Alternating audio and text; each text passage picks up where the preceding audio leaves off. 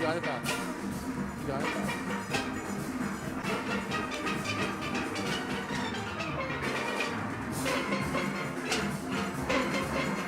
No, I'll get somebody to do it.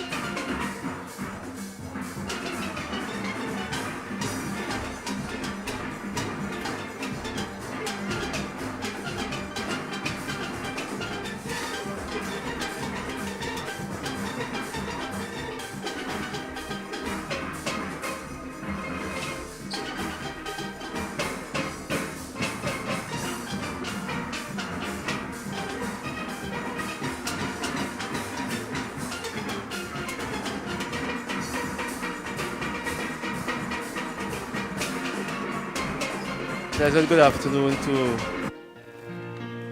everyone. A special good afternoon to all the schools represented here this afternoon.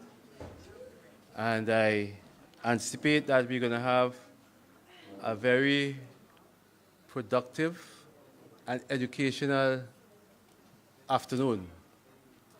At this point, we're going to commence our proceedings this afternoon, first of all with a prayer, and we're going to have that being done by Aria John from the Georgetown Secondary.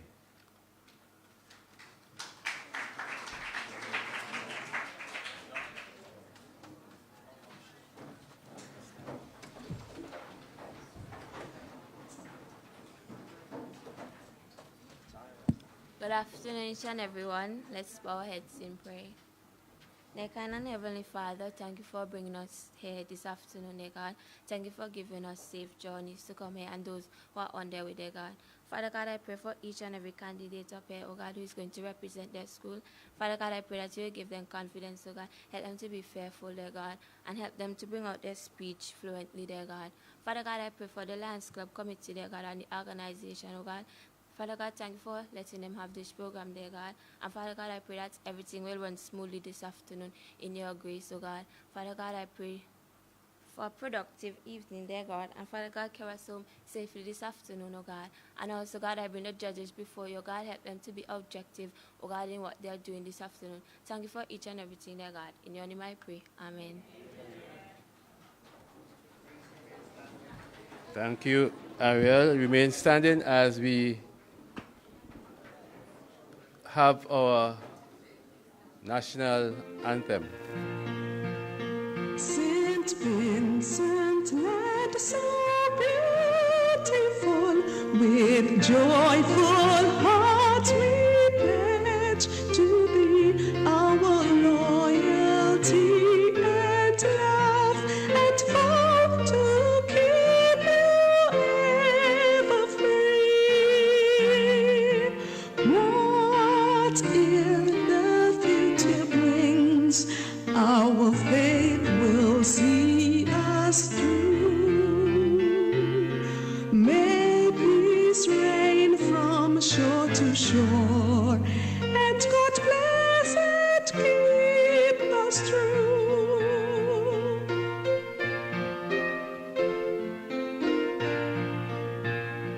High ruler, fair and blessed Isle, your mountains high, so clear and green, are home to me, though I may stray, a heaven come serene.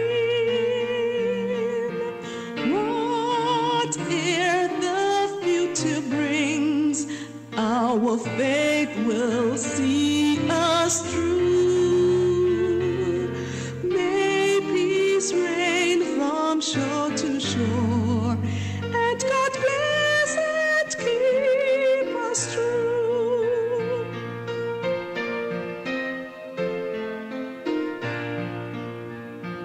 Our little sister islands are those gems, the lovely grenadines, upon their seas and golden sand, the sunshine ever beam. Whate'er the future brings, our faith will see us through.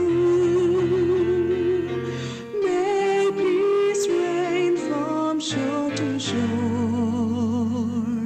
and God bless and keep us true. Thank you. You may have your seats. Indeed,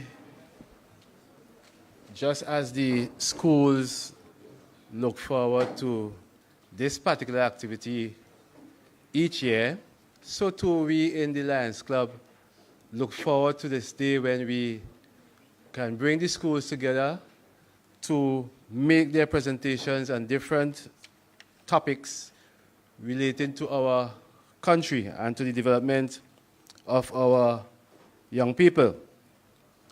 So it is my delight to chair this afternoon's session, and my name is Noel Dixon.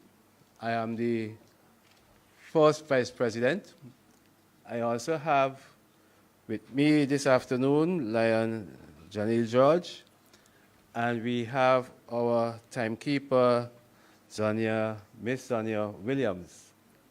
Okay, she is Leo Zonia Williams. At this time, we're going to welcome the president of the Lions Club South, in the person of Mr. Junior Bacchus, Lion Junior Bacchus, who will bring us brief remarks.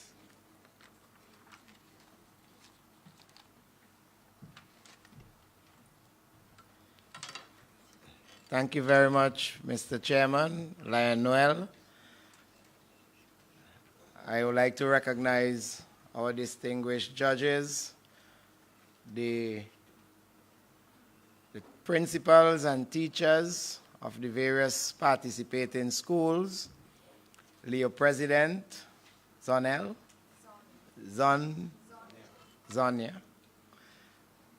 other Lions, our distinguished students who are representing their various schools here this afternoon, and also those from Zone 4 who will immediately after Zone 3 will engage in their part of their competition.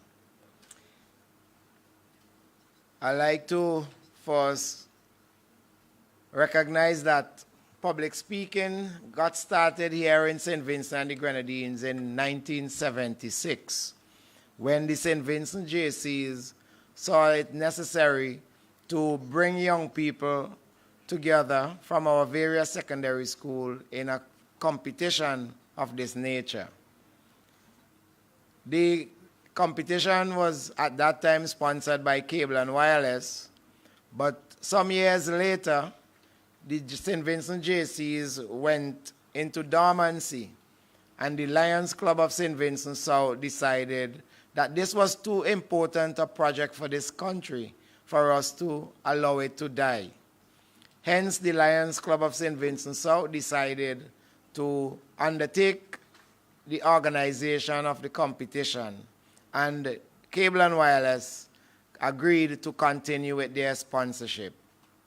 So for almost 30 years, the Lions Club South have been organizing, and this year we are doing so while we celebrate our 40th year as an organization here in St. Vincent.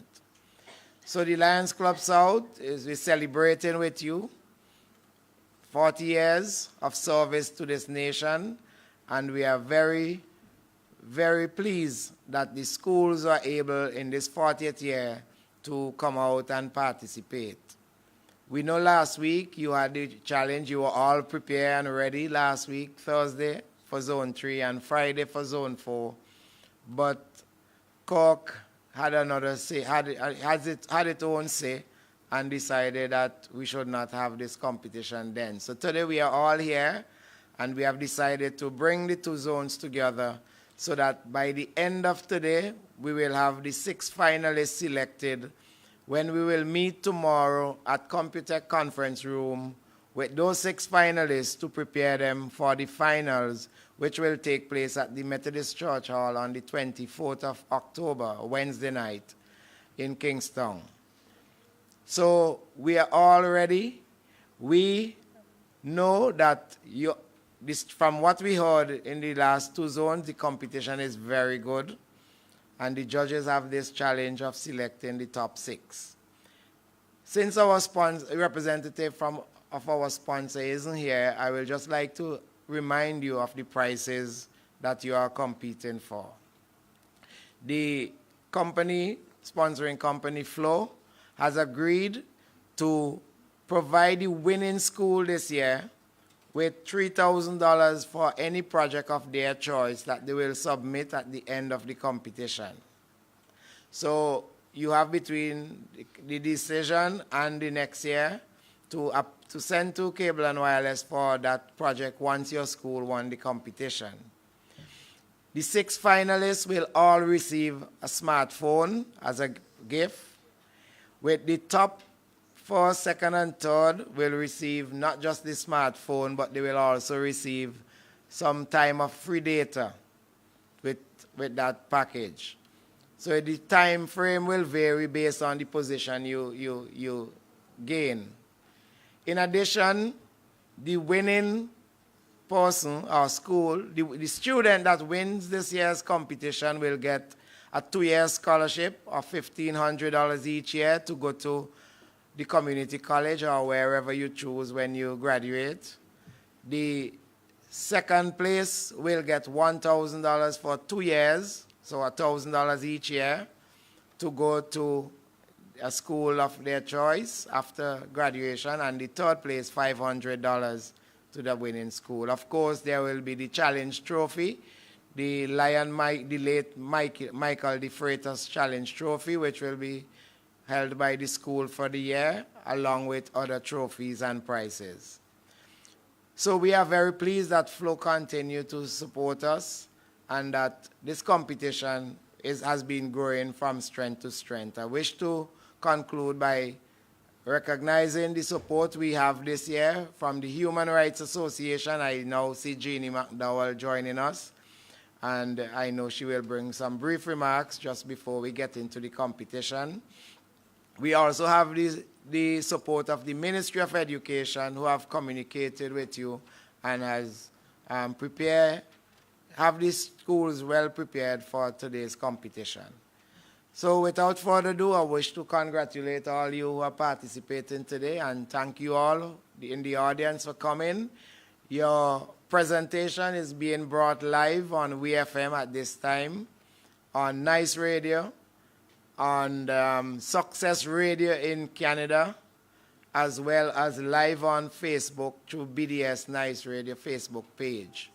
So you can follow, those of you at home, you can follow if you want to view what's happening here through your Facebook page, or you can continue to listen to your radio, Nice Radio, or WFM, wherever you are. So all the best to you, students, and I hope you will give the support to your school, but not distract too much with your applause and so on during the presentations. So back to you, Mr. Chairman, and all the best again.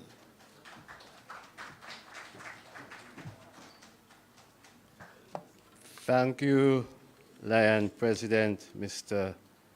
Junior Bacchus. We're going to flow with flow. At this time, we're going to have brief remarks from the Human Rights Association in the person of Ms. Jeannie Oliver. In the meantime, as she comes, I would just like you to know that it would be very good if you can keep your phones off so that the flow with the online, right, would not be slowed down as it would be with the phones on. So we'll ask that you do that for us, please. Thank you very much. Good afternoon, President of Lions South and other members of the Lions Club, Mr. Chairman, teachers, honorable judges, students. It gives the Human Rights Association a very pleasing situation to be able to come here today to support the Lions Club South with this public speaking competition. We recognize from the Human Rights Association that of the 4 topics slated for your public speaking preliminary sessions this year, 3 of the 4 relate to human rights issues. And it is in light of that that the association has decided to support this worthy venture. We recognize from the level of the Human Rights Association that it not only provides an avenue for you young people, the youths of today, who will be the leaders of our country tomorrow. We recognize that it does not only allows you to develop your leadership skills, but it also helps to build your self-esteem and helps you to focus a great deal more on the issues, the social issues within our individual country, our multi-island state, St. Vincent and the Grenadines. We would like at this moment to thank all the teachers, all the principals, and not excluding the Ministry of Education for the support given not only to you, the students, but also to the Lions Club South in engineering this critical juncture in your life as a Vincentian youth, addressing the issues in your country and my country. I wish you all the best, and may remember everybody this afternoon is a winner. Every school that is participating and every representative from each school is a winner in your own right, because you were selected from among all the students in your school to make the presentation here this afternoon. So, with those few remarks, I wish you well, and to say again that the St. Vincent and the Grenadines Human Rights Association, which was established in 1986 to address not only social issues, but political and economic as well, wish you well, and also supports the Lions Club South in this venture. I thank you.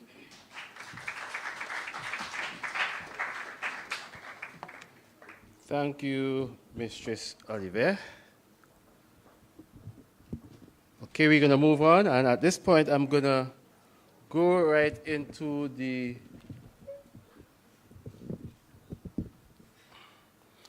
give you an overview of the competition this afternoon.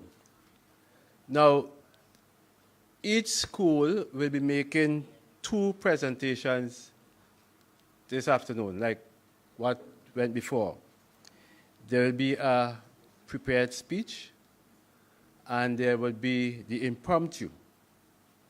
I'm going to give you the rules as you go. So each speaker shall deliver 2 speeches, a prepared speech and an impromptu speech. For the prepared speech, each speaker shall speak for a period of not exceeding 10 minutes. For the impromptu, each speaker will have 1 minute to consider the topic and no more than 2 minutes to present his or her topic. For the prepared speech, any speaker who utilizes less than 8 minutes of the allotted time for the prepared speech shall lose 5 points. That is plenty points to lose, right? So you're going to make sure that you manage your time and your presentation well. For the prepared speech, participants not engaged in delivering their speeches shall be absent from the room, and we have the room on the other side in which they will relax until their turn to speak. So they will be out of the room. The organizers shall appoint an official timekeeper along with a panel of at least 3 judges. And being the type of organization that we are, we ensure that we have our timekeeper, who I introduced earlier on, Miss Zonia Williams, Leo Zonia Williams. And we also have our 3 judges. Each school is allowed 1 speaker, and we notice that we have 4 participants here so far for zone 3, each representing their school. All finalists will be required to attend a briefing session, as mentioned before by the President, and that will be held tomorrow at Computech, right? Computech's conference room. And I trust that you would know where it is, right? If not, we would give you that instructions later, such instruction later. Okay, for the prepared speech, each presenter, before each person begins his or her presentation, we will have a bell being rung. There will be a first bell to begin. A second bell will be rung at 8 minutes of the time. And then there will be a third bell after 10 minutes.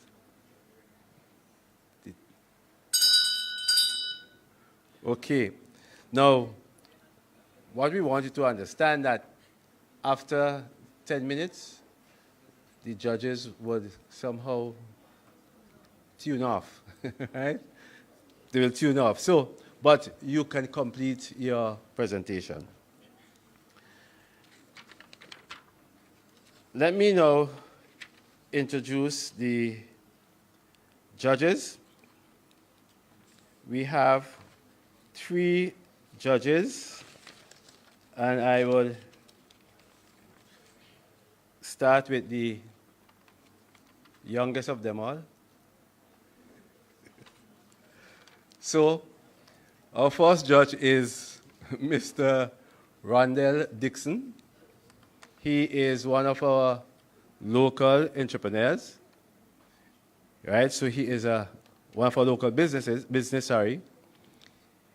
Public speaking is nothing new to him, in that he was once the champion for the South Windward Primary School public speaking competition. He also represented the St. Vincent Boys Grammar School successfully in a debate right, a secondary school debate. He was also the head prefect of that school, grammar school, and he went on to the A-level college. Those of you who have seen the A-level college logo, he was the one that actually designed that logo. So we have Rondell Dixon, our first judge.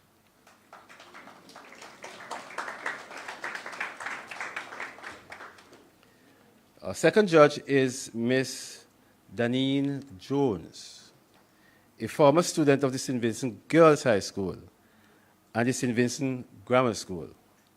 She pursued her law degree at the University of the West Indies and then went on to do her bar qualifications at the Hugh Wooden Law School in Trinidad and Tobago. She is a member of the Bar of St. Vincent and the Grenadines and St. Lucia, two saints, St. Vincent and the Grenadines and St. Lucia. She holds an LLM in International Commercial Law and Dispute Resolution and is currently pursuing a second Master's of Law. She also holds a postgraduate diploma in legislative drafting, among other qualifications. She is a senior legal officer at the NIS. She is a member of the Girl Guide Association and is a strong advocate for reading and continuing education. Put our hands together for Ms. Janine Jones. Mr. Steve Wiley has made a career of management in the electric utility business for 35 years. He retired in 2016. Apart from his core competence in business administration, Mr. Wiley also has postgraduate qualification in finance, journalism, and public speaking. He has been a resource person to the various civic institutions. He is also a poet and a past treasurer of the Lions Club South. So he is one of our members. You may pass through, but you're still a member.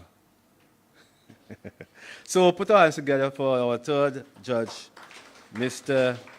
Steve Wiley. So far, we have been going smoothly with our preliminary competition, and this afternoon would not be any exceptions. The order in which the schools will go this afternoon would be the first to present would be the Georgetown Secondary School, followed by the George Stevens Secondary School, and then the St. Joseph Convent, Mesopotamia, and then Mountain View Academy. This afternoon, the speakers will be presenting on the topic, the incidence of sexual abuse of minors in the country is a disturbing phenomenon. It is simply a symptom of moral decay. Let me read that again. The incidence of sexual abuse of minors in the country is a disturbing phenomenon. It is simply a symptom of moral decay. At this point, then, I'm going to ask the schools not present at this point to take their leave. They will be escorted outside in the next room.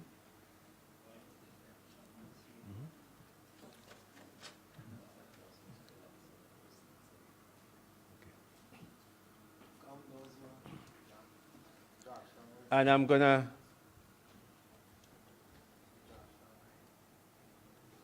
it would have been very good if we it would be very Joshua will be speaking first.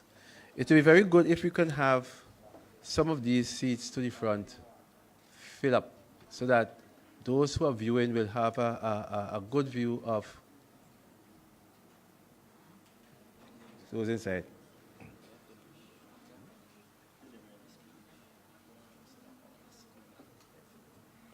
Okay. Now, upon the completion of your presentation, you will take your seat again, right? Now, it is my pleasure to bring to the podium our first presenter in the person of Mr. Let me make sure I have this name correctly. Is it Amoni Dorishe? Georgetown? Or Cade? Cade Nero. Mix them up. Cade Nero. Cade, right? Cade. Yeah, Mr. Cade Nero, representing Georgetown Secondary.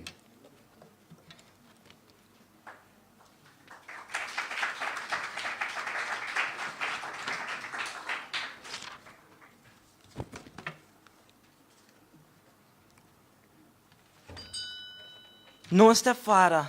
No, stepfather. Not tonight again. Don't touch me tonight again. If you want that authentic Gucci belt and them shoes, you know what you have to do to get them, right? Hey, babe, you see the van when we come from country? Let me go in it. We can go rounds. Matter of fact, no study nothing, no man. It's free. Alright. Mr. Chairperson, representative of FLO, representative of the Ministry of Education, representative of the Human Rights Association South, president and members of Lion Club, judges, principals and teachers, members of the media, listeners and viewers, my fellow students. Unless you are living in a cave, I'm certainly sure that all of us have heard or know someone who knows someone who's been a victim of the scenarios I have just mentioned. A subject once tabooed is the one national conversation in St. Vincent and the Grenadines. This terrible epidemic is taking over and crippling the lives of our minors, persons under the age of full legal responsibility. Our minors have to endure these atrocious acts by adults who should be looking out for the future generation of this country. By now, I'm sure that most of us have guessed correctly: sexual abuse. According to the American Psychological Association, sexual abuse is defined as unwanted sexual activity with perpetrators using force, making threats, or taking advantage of victims not able to give consent. Many of you would be flabbergasted when you are educated about the number of cases that affect our minors in St. Vincent and the Grenadines. Not only would you be shocked, but you would be even more perturbed by the number of cases that are not reported to the police. What is even worse is that some of these cases are kept from police due to parents' negligence, and also because most of these minors are petrified and sometimes ashamed to report these incidents. It is without a doubt, our society has lost the values, morals, and principles that have been embedded in us by churches and our dear foreparents. Where have our morals gone? Have we become too complacent with what is actually taking place? It is indeed, Mr. Chairperson, a sad reality, but the incidence of sexual abuse of minors in this country is a disturbing phenomenon. In my view, it is a symptom of moral decay. My audience, I don't know about you, but just the thought of helpless minors being sexually abused makes me cringe. The idea is absolutely filthy. According to UNICEF, St. Vincent and the Grenadines is among the top 4 Caribbean countries for sexual offenses against children. Yes, you've heard that right. Top 4. Mr. Chairperson, we are at the top of the list for one of the most distasteful offenses that one could imagine. We need to give ourselves a round of applause for actually making it on the list. On a more serious note, we need to ask ourselves, why and what has caused this problem to become so inflated in the first place? Judges, it is a sad fact that our Constitution has a huge part to play in the mess that we are currently in. Some sections of the law allow the child to give consent at age 15. However, there are other contradictory sections which state that if the child is 16 or 17, he or she is still considered a child. How confusing. Then we wonder why the problem of sexual offenses against children is on the rise in St. Vincent and the Grenadines. Mr. Chairperson, we have to wake up out of our slumber and realize that there is a problem with the laws of St. Vincent as it pertains to who can give consent and who is considered a child. Until that is rectified, the sex offenders will be on the loose, and this disturbing issue will destroy the innocent youths of this nation, and our morals and values will have no place in this society. In order to get a more accurate picture of how rampant this issue is, it is imperative that I present to you a few statistics. In that same UNICEF report, in 2014, for a child under the age of 13, there were 29 reported cases of sexual offenses. In 2015, this number increased to an overwhelming 40 cases. You might be thinking that these numbers are unthinkable considering the size of our country, but it gets even worse. In 2016, 68 cases of sexual offenses were reported for children under 15 years old, while in 2017, a drastic increase of 78 cases were reported. Additionally, according to Eyewitness News, in April 2018, Aquino Rind was charged for gross indecency and assault of a 5-year-old. My judges, a 5-year-old. This may sound extremely disturbing, but this 32-year-old man instructed the child to suck his penis and then he rubbed his genitals against hers. How repugnant. My audience, let me give you a moment to digest this reality of moral decay. After reading the news report and news article, I was appalled at how serious the issue of sexual abuse is in our society. Mr. Chairperson, can you imagine how many innocent children have to deal with this every single day? It is crystal clear that our society has never been in such a deteriorating condition, and it is indeed experiencing symptoms of moral degeneration. Mr. Chairperson, you have heard the reported cases, the persons who are brave enough to report them. What about the unheard ones? I have heard stories about friends who are constantly being sexually abused by people in authority, but they are afraid to speak up because these people are well-respected figures in society. Furthermore, I remember a friend who told me that she rides a sorting van for free, but at the end of her rounds, she has to pay, not in cash, but in kind. Judges, we are talking about minors here. Some who indisputably fancy themselves adults, but cannot legally give consent to these acts. Mr. Chairperson, this type of behavior is not exclusive to females. Males are also victims of sexual abuse. Any effeminate manifestation or perceived softness leaves that male vulnerable to sexual predators. Mr. Chairperson, I am a minor, and it breaks my heart to know that persons my age and even babies are placed in such immoral situations. We have to stop these sex offenders from contaminating the minds and bodies of our future lawyers, doctors, farmers, and teachers. What is distressing, Mr. Chairperson, is that I have heard ignorant, selfish individuals make remarks such as, she should take what she get, she been too hot, that good form, or even he like beg too much. I must concede that many of our minors are ridiculous when it comes to being promiscuous and begging for things that they cannot afford. However, that does not give an adult who should know better the license to sexually assault them under any circumstances. No, as minors, we all have our inconsistencies. No child deserves to be placed in that position.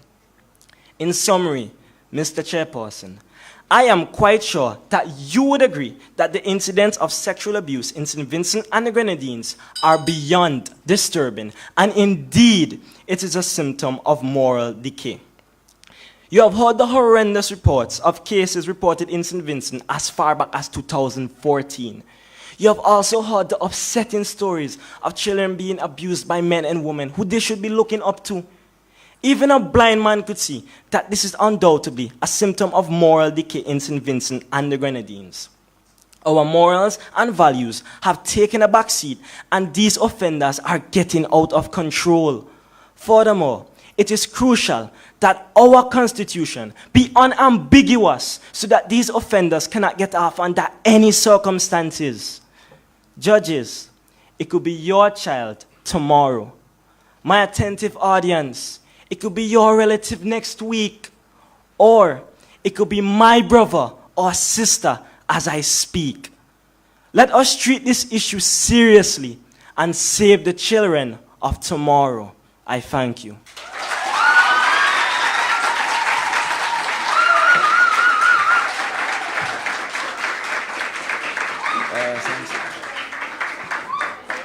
Yes, that was Kid Nero. Thank you very much. Give another round of applause. Give another round of applause. Okay. Okay. Let me ask though that to please avoid the applause during the person's presentation. It can actually disrupt and break their concentration. So let us avoid that, please. We're now going to have our second speaker, who is Eric Freeman from the George Stevens Secondary School.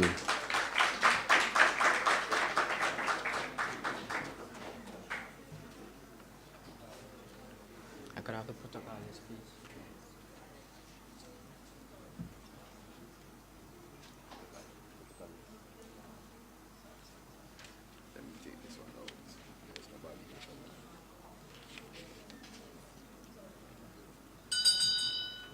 Mr. Chairperson, representative of FLO, representatives of the Human Rights Association, representative and members of Lion Club, judges, principal of teacher and teachers, members of the media, listeners and viewers, my fellow students, pleasant afternoon.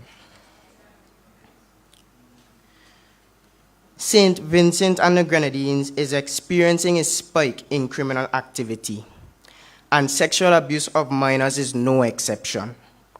The topic declares that there is a disturbing phenomenon of sexual abuse of the minors in our society, and it questions whether it is simply a symptom of our moral decay.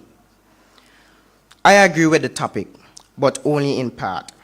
My question is whether this is a consequence of our moral fall generally, or whether it is due to a general degradation in the level and quality of our parenting.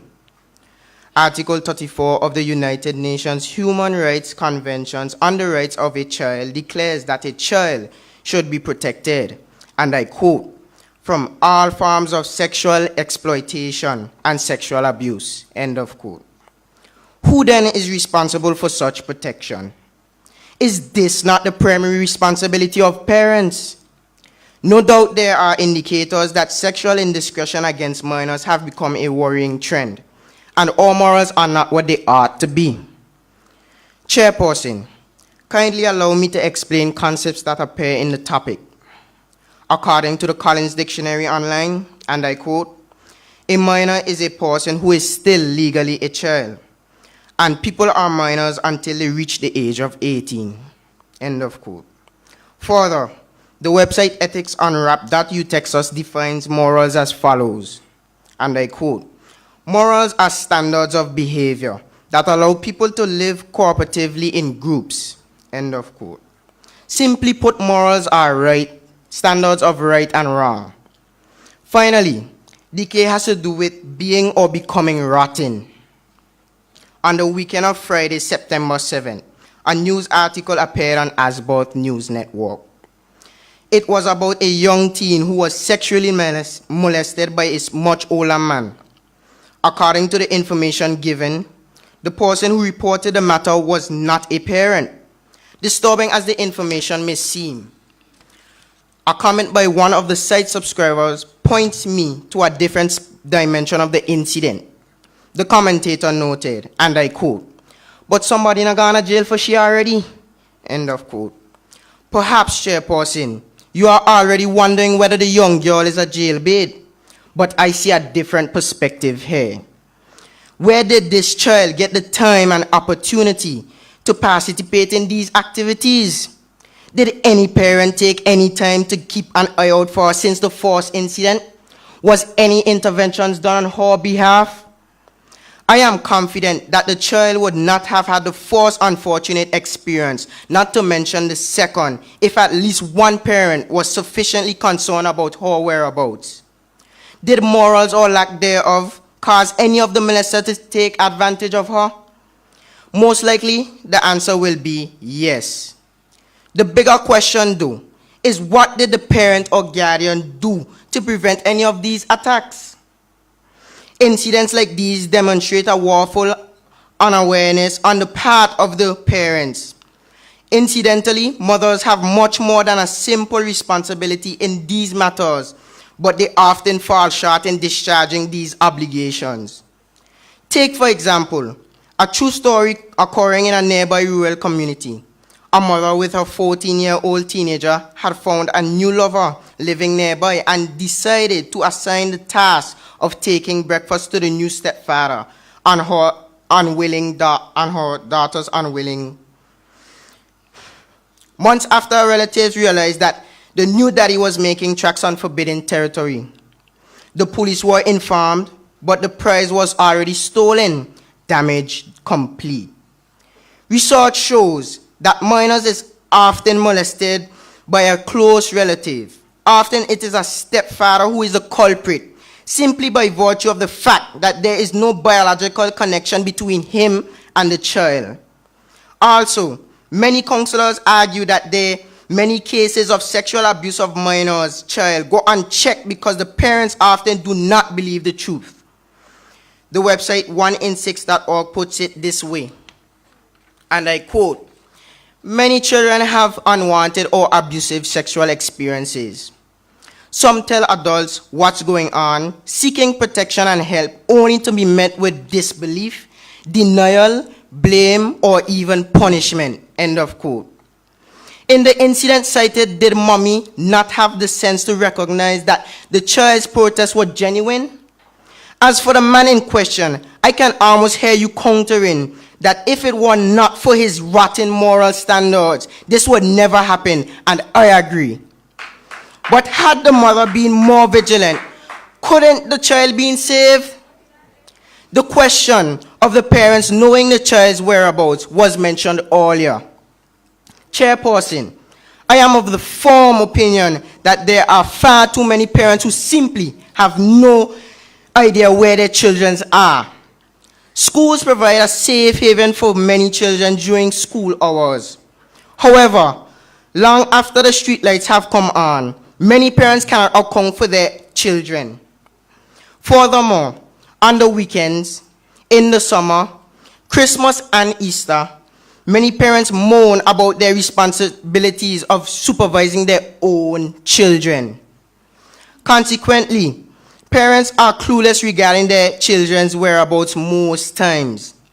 Is there therefore any need to wonder how the predators get to abuse our children sexually? While all this transpires, the parents are not one bit wiser until a rare occasion when the perpetrators play into the hands of the law. Even then, the few dollars offered as hush money often does the talking, and parental responsibility goes a-walking. Let's face it, Chairperson, the moral depraved like the poor will always be with us, so I refuse to put blame for the phenomenon under scrutiny totally on them. If parents played a part entrusted on them, the moral deficient would have long had to take the game elsewhere. Trust me, the moral depraved among us know an easy target when they see one, and they will only pounce once. They are presented with the occasion. Just like water and electricity, will always seek a path of least resistance as they seek a root in all children's lives. As I conclude, Chairperson, I submit that morals decay is partly responsible for the much publicized incidents of sexual abuse of minors in our country. However, to simply attribute this sexual misconduct to all moral decay is a simplistic acceptance that nothing can be done about it. I beg to differ. We secure our valuables in safes and banks and protect them even when there are no thieves around. The principle here is to keep the honest man honest, even as we discourage the thief. We must do the same with our children. Parents are the ones who are to provide the equivalent of safes for our children to keep them secure. Anything short of this action leaves them exposed and ready to be the next round of statistics. Our children are invaluable and they deserve more than our silence and ignorance. However, the evidence seems to suggest that it is more a reflection of the general degradation in the level and quality of parenting than a general and universal breakdown in our national morals. I thank you.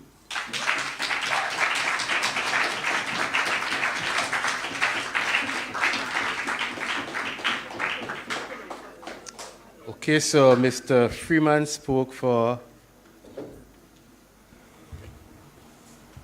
Mr. Freeman spoke for 8 minutes, 28 seconds. And Mr. Nero spoke for... Mr. Nero spoke for 9 minutes, 4 seconds. Okay, let us give them a round of applause again.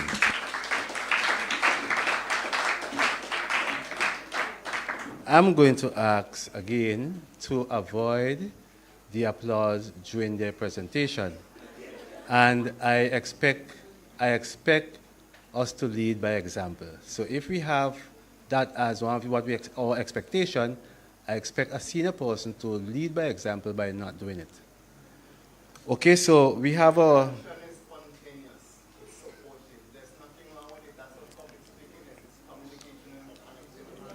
Yes.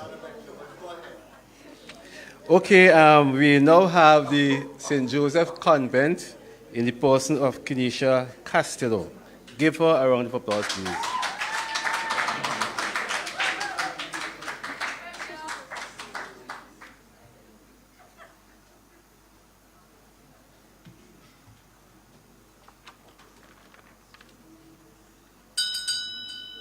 Mr. Chairperson, Representative Flo, Representative of the Human Rights Association, President and members of the Lions Club South, judges, principals, teachers, members of the media, listeners and viewers, my fellow students, good afternoon.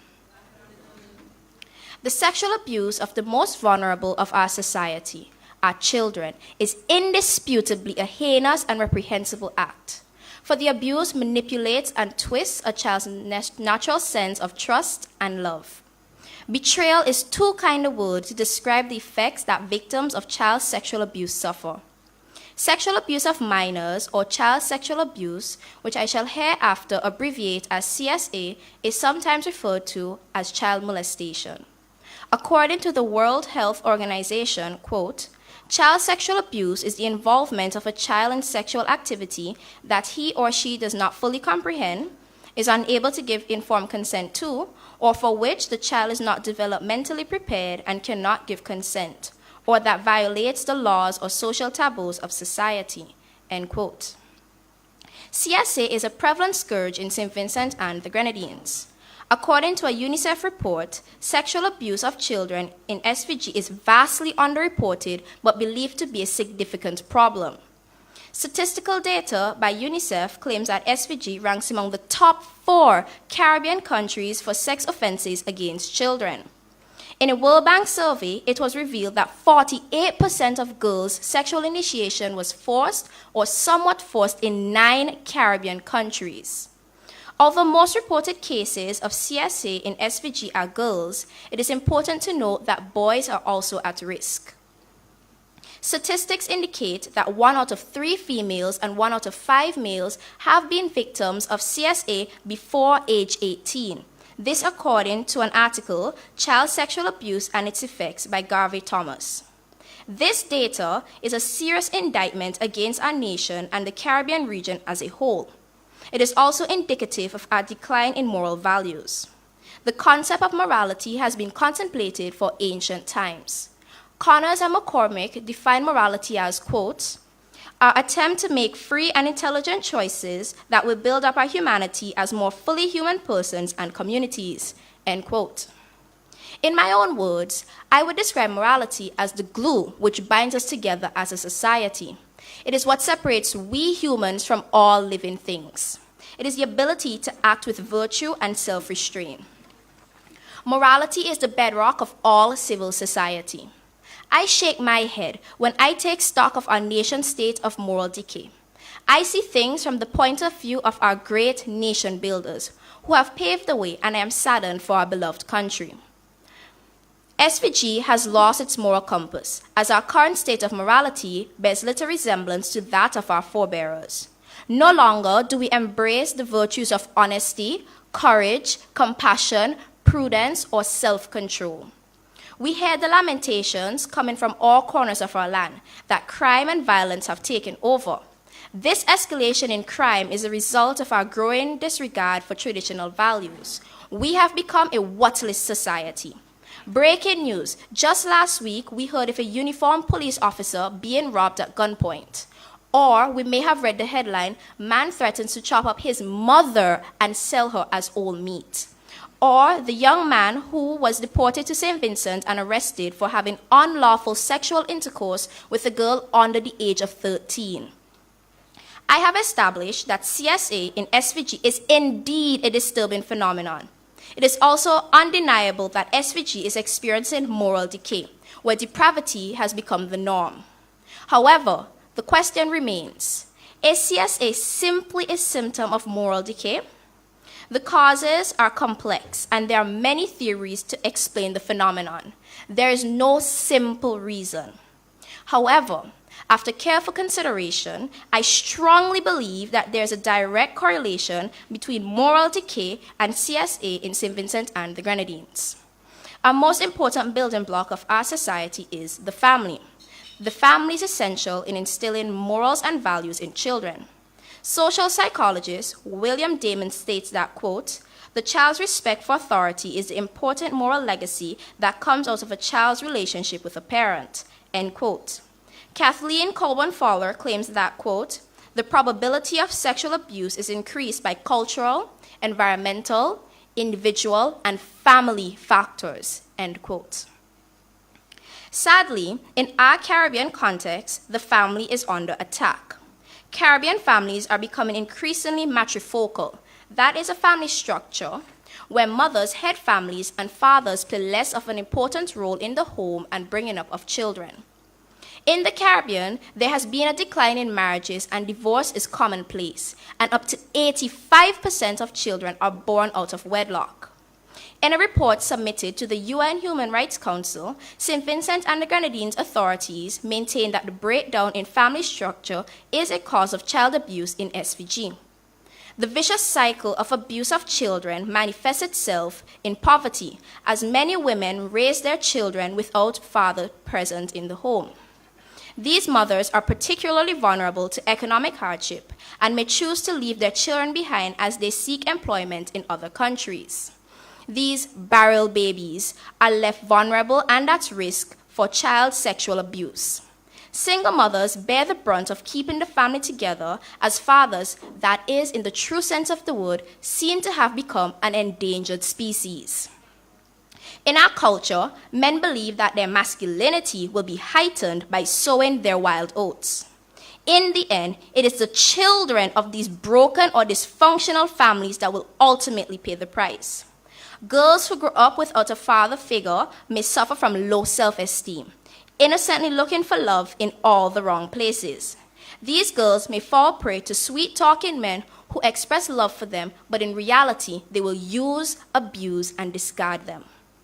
Tragically, these girls are sometimes left pregnant with little or no hope to earn a decent living. Young boys model the behaviors of these predatory men in the absence of positive role models, and the cycle of poverty and abuse continues. In an article entitled Perversion in Paradise, the writer Andrew Lumsden cited a 2015 report which suggests that men in Jamaica feel a sense of entitlement as breadwinners. They feel that they have rights to all females within the house. The report states, quote, that because generally men support their girlfriends financially, some may find it more cost-effective to pursue a relationship with a young girl on the idea that she can be satisfied with smaller monetary contributions than could a woman of their own age. End quote. I believe this attitude is shared by some sexual predators in SVG. Imagine you have sex with a child instead of a woman of comparable age because you want to save a few dollars. We have truly reached a new level of depravity as a civilization. All too often, mothers of girls aid and abet the crimes of sexual abuse by encouraging or forcing their underage girls to have sex with men. After all, it's Uncle So-and-so who's paying the bills. The breakdown of the family structure, coupled with a culture of rape, puts our nation's youth at risk. Rape culture, according to Nikki Lisa Cole, PhD, is present in a society when rape and other forms of sexual violence are common and pervasive, when they are trivialized by authority figures, the media, and cultural products, and by the majority of the society. Yes, child sexual abuse has always existed, but I strongly believe with the lack of morals within a civilization will exacerbate these social ills. When members of society act on their feelings or impulses without regard for moral values, that society is headed to hell in a handbasket. I hope that I have sparked some degree of outrage in you, my listeners. At the very least, I hope that I have provoked some thought on the very disturbing phenomenon of child sexual abuse in our nation. I believe that I have made a legitimate case. That is, the incidence of child sexual abuse in our country is symptomatic of moral decay. In closing, I would leave with these words from the song Youthquake by Pearl Mulroney. Gambling, stealing, and raping, lusting, smoking, and drinking, these are just a few of the evils that are present with us each day. Moral standards decaying, truth and right disappearing. Jesus, Lord, we ask you to come today. Ladies and gentlemen, students, thank you.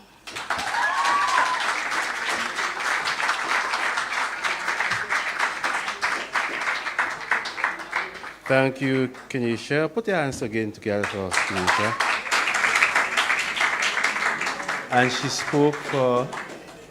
Kenisha spoke for 9 minutes, 32 seconds. Okay, 9 minutes, 30 seconds. We are having the final presenter for this particular zone, and this is from the Mountain View Academy in the person of Amoni Dorishe.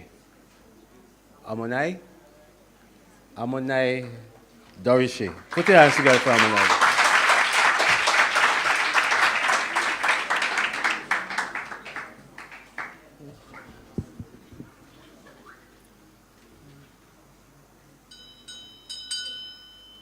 Mr. Chairman, representative of FLO, representative of the Human Rights Association, president and members of the Lion Club, South, judges, principals, teachers, members of the media, listeners, and viewers, my fellow students, good afternoon. St. Vincent and the Grenadines, once called Haruna, meaning home of the blessed, is now home to a disturbing phenomenon, a foul miasma that has made its presence so clear that there is no room for doubts. It has grown to the place where it can no longer be swept under the proverbial carpet. Mr. Chairperson, I am not surprised that the topic for our public speaking competition is, and I quote, "The incidence of sexual abuse of minors in this country is a disturbing phenomenon. It is simply a symptom of moral decay," end of quote. Mr. Chairperson, before I state my position on this topic and present supporting arguments, please permit me to define what I consider to be the key points.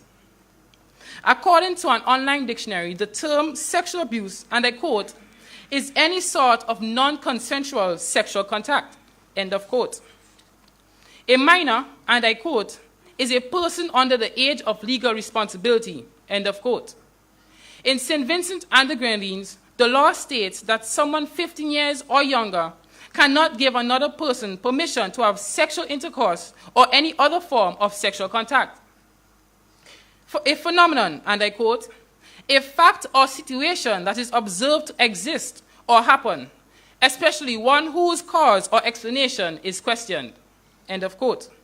A symptom can be defined as an indication of the existence of something, especially an undesirable one.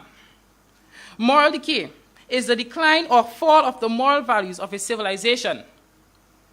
Mr. Chairperson, this topic is making the assertion that non-consensual sexual contact with a person under the age of legal responsibility in St. Vincent and the Grenadines is an undesirable situation and also a decline of moral values. My presentation, Mr. Chairperson, seeks to show that I firmly believe that this situation has reached epic proportion and is truly a cause for serious concern. I am also of the opinion that it is but the tip of an iceberg. Underneath this iniquity lies a mountain of moral decadence that is frightening in its scope and intensity. Mr. Chairperson, I am now going to give some statistics that can only be described as truly disturbing.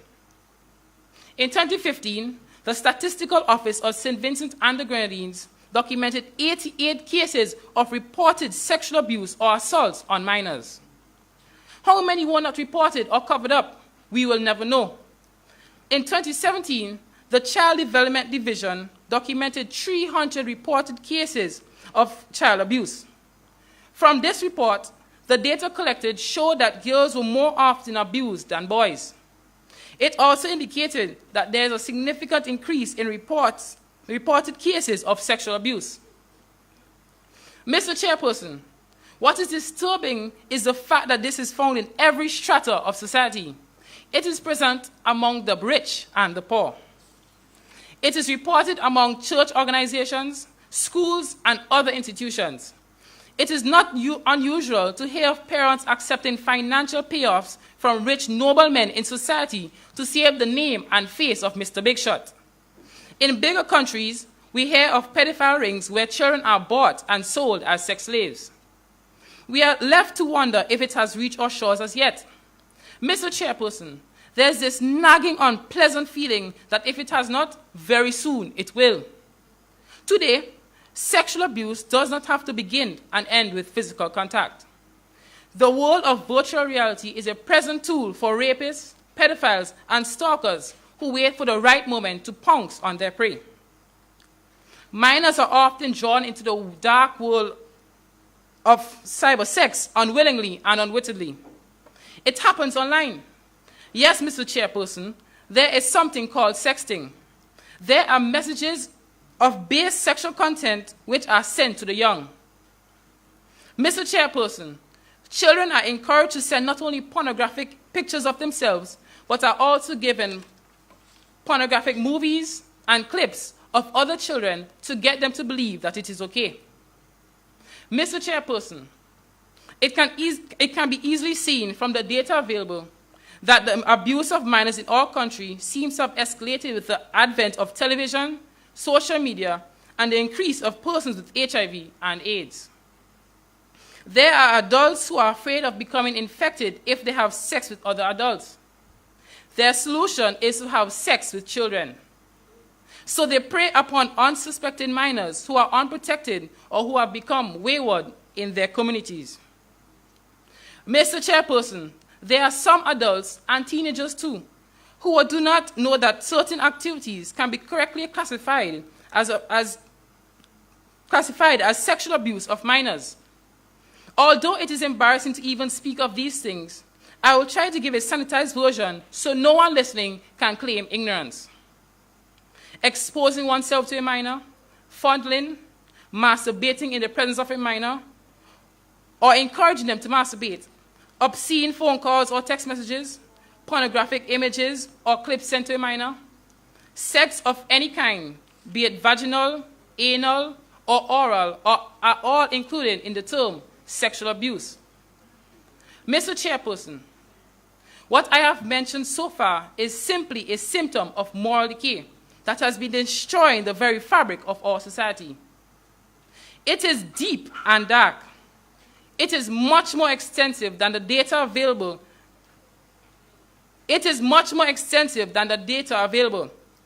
According to the National Society for the Prevention of Cruelty to Children, and I quote, official statistics published annually show the amount of child sexual abuse recorded by authorities in the year. But the problem is much bigger than shown in official statistics, as most crimes are not disclosed or reported. Most sexual abuse isn't reported, detected, or prosecuted. Most children don't tell anyone that they are being abused. It is a crime that is usually only being witnessed by the abuser and the victim, end of quote. Mr. Chairperson, I am happy to report that there has been improvement made in our country concerning this disturbing phenomenon. Since the advent of the family court, many of these cases have been brought to light and perpetrators have been punished. Nevertheless, I am of the opinion that more can be done to protect our minors. Minors must be educated by their parents, the educational system, and churches as to the dangers of these predators.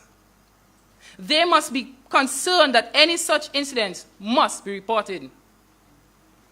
I also believe that parents who accept bribes and refuse to report these incidents must be persecuted by the law and brought to justice. Finally, all sex offenders in their communities, all sex offenders who are caught should be registered with the court and published as sex offenders in their communities and around the country.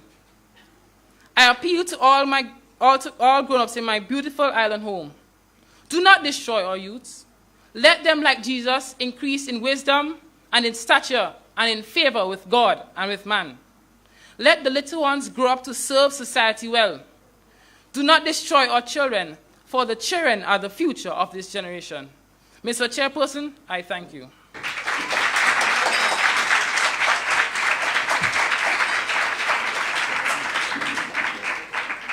Thank you, Mr. Dorsey, and he spoke for?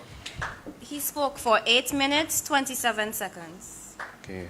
So let's give the 4 persons a round of applause as they complete that stage of the competition. We now move into the second aspect of it, which is the impromptu. And what is going to happen there for the impromptu, you're going to hear the first bell to begin.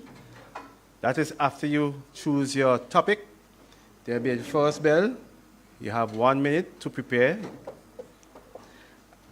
After that minute, the bell will ring for you to commence your presentation, and a third bell will ring at the end of the 3 minutes. Okay, so we go in the same order in which the prepared speeches were made.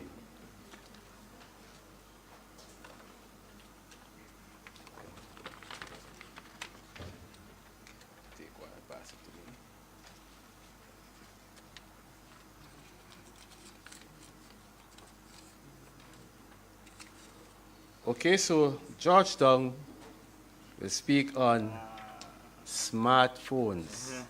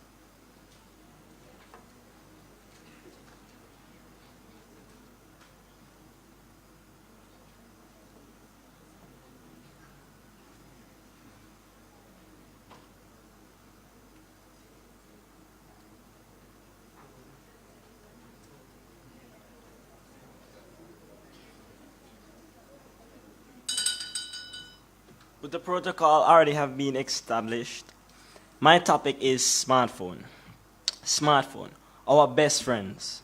Smartphones are basically our lives and souls at our fingertips or in our hands.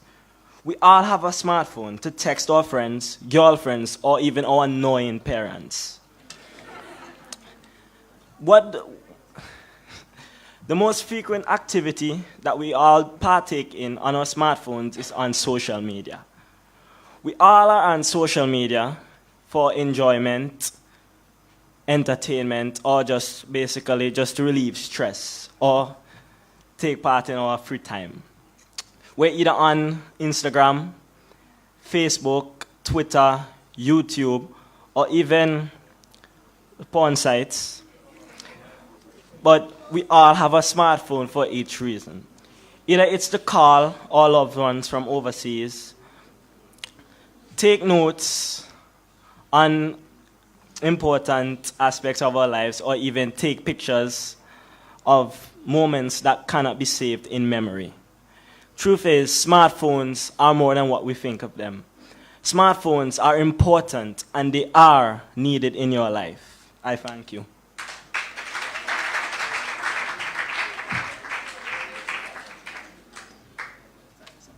Thank you, Mr. Nero, and he spoke for 1 minute, 23 seconds. 1 minute, 23 seconds. We're going to move on. Take one and pass it to me. Give it to me.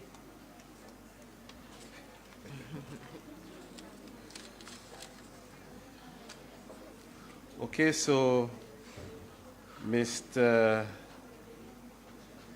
Freeman, his topic is school uniform. School uniform.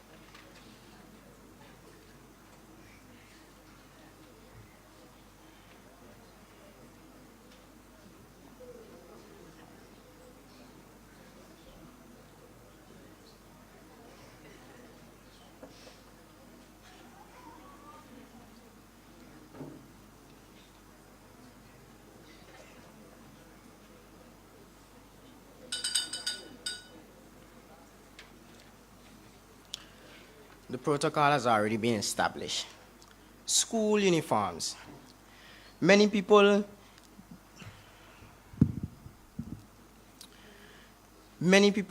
disrespect the uniform in this way. But before I explain on that, school uniforms are what we wear when we go to school. There are different types of school uniforms. In the States, they don't have a basic uniform, but in the Caribbean, we wear, which is a dress code to our school. My dress code would be brown pants and white shorts. Others may be blue pants and white shorts, or gray pants and white shorts. But we all have to respect this school uniform. It represents our school when we go out or when we go to different functions. It tells others that which school are we from, and that when people see these uniforms, they can say, well, all right, he's from Jar Stevens Senior Secondary School, and he did very well, because they can identify us from our uniform. Many school children don't take pride in their uniform. They are always saying, but, well, I can't, my shirt always out of my pants. I always thing and don't respect the uniform. It is important to respect the uniform. Because most of us, it's a privilege to have a uniform. Thank you. Thank you. Okay, yes, that was Mr. Freeman making his presentation, and he took 3 minutes, 5 seconds. 3 minutes, 5 seconds.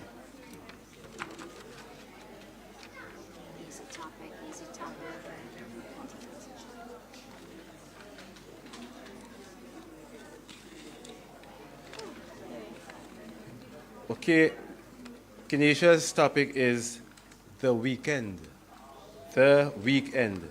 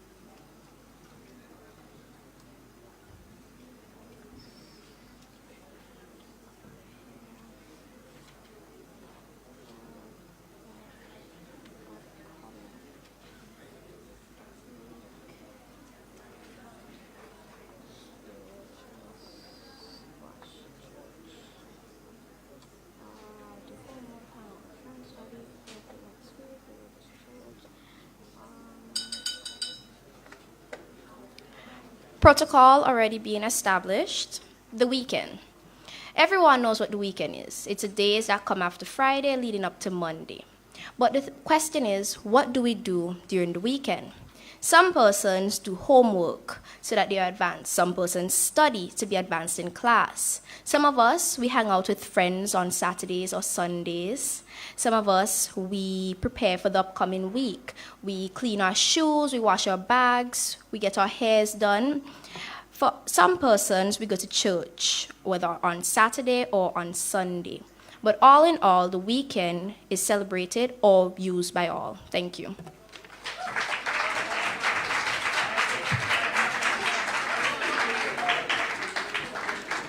Yes, Castillo spoke on the topic, the weekend, and she utilized 45 seconds. 45 seconds. Give her a round of applause again.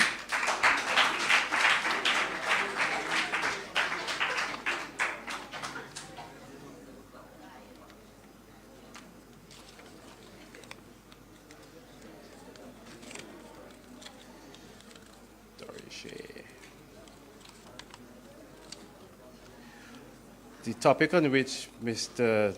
Dorishe will speak is disable. Disable.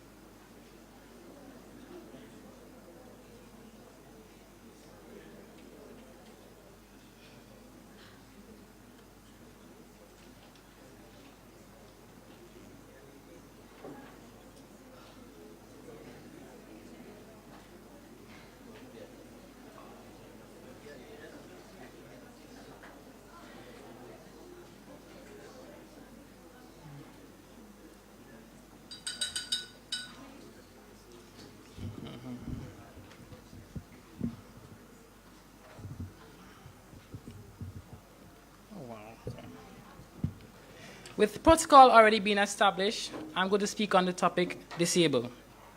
What is being disabled, or what is disabled? Disabled means to not be able to complete a task. For example, I am disabled. I wear glasses. I cannot see properly or clearly from a far distance. Yes, it's hard at times, but with the help of doctors and stuff, there's something called glasses, wheelchairs for people who cannot walk. There are crutches for people who could barely walk. And as we go through life, we all stumble upon something that disables us. We have friends who might be disabled in the hospital or as your family and stuff. Even though they might be disabled, they are still our loved ones who are friends who encourage us from day to day. As disabled people, they tend to have this mentality that they can't do anything else in their life. We, as people who has the ability to walk and do stuff, we should encourage them to do better with their disability. And also with the help of God, we could push through these disabilities. Thank you.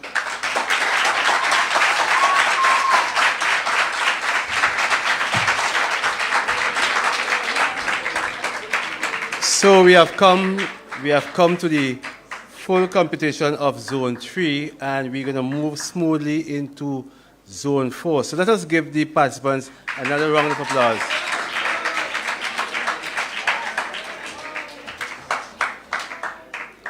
We're going to ask those persons representing the St. Martin Secondary, Central Leeward Secondary, Thomas Saunders Secondary, and Schumacher Secondary to take their seats.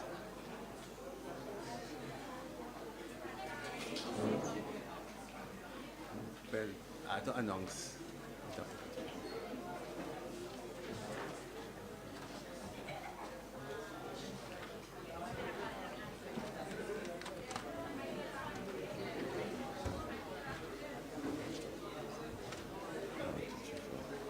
Somebody is missing. St. Martin's. St. Martin's. Schumacher. Schumacher Secondary.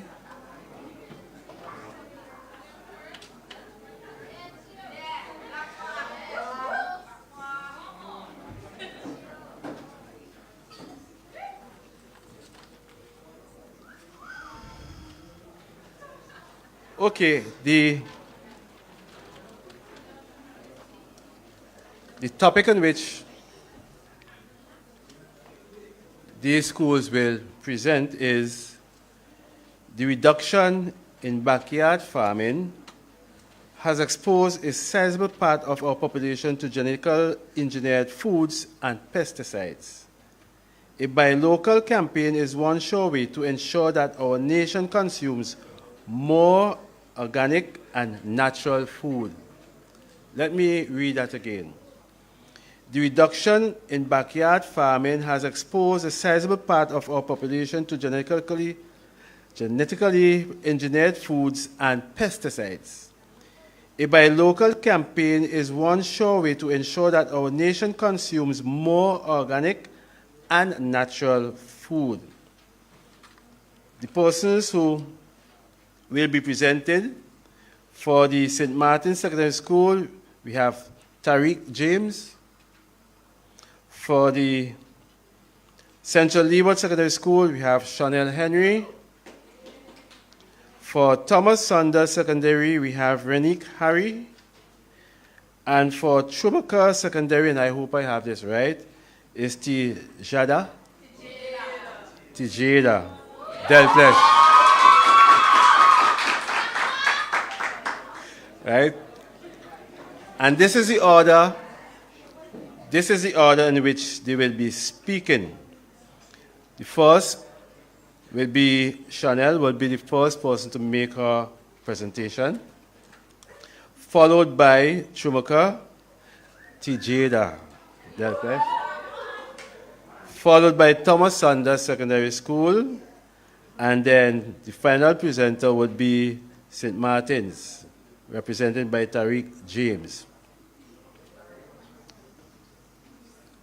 So we're going to ask all the other participants to take their leave at this time, while Chanel would remain, and she will be the first person to make her presentation.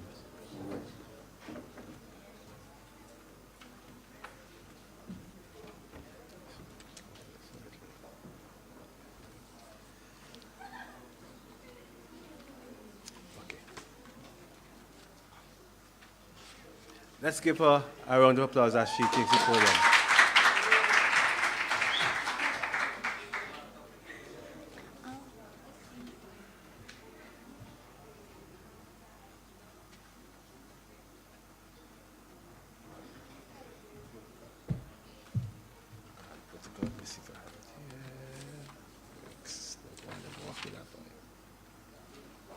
See, was there somebody gone with that? Anyway. So that's you again. Yeah.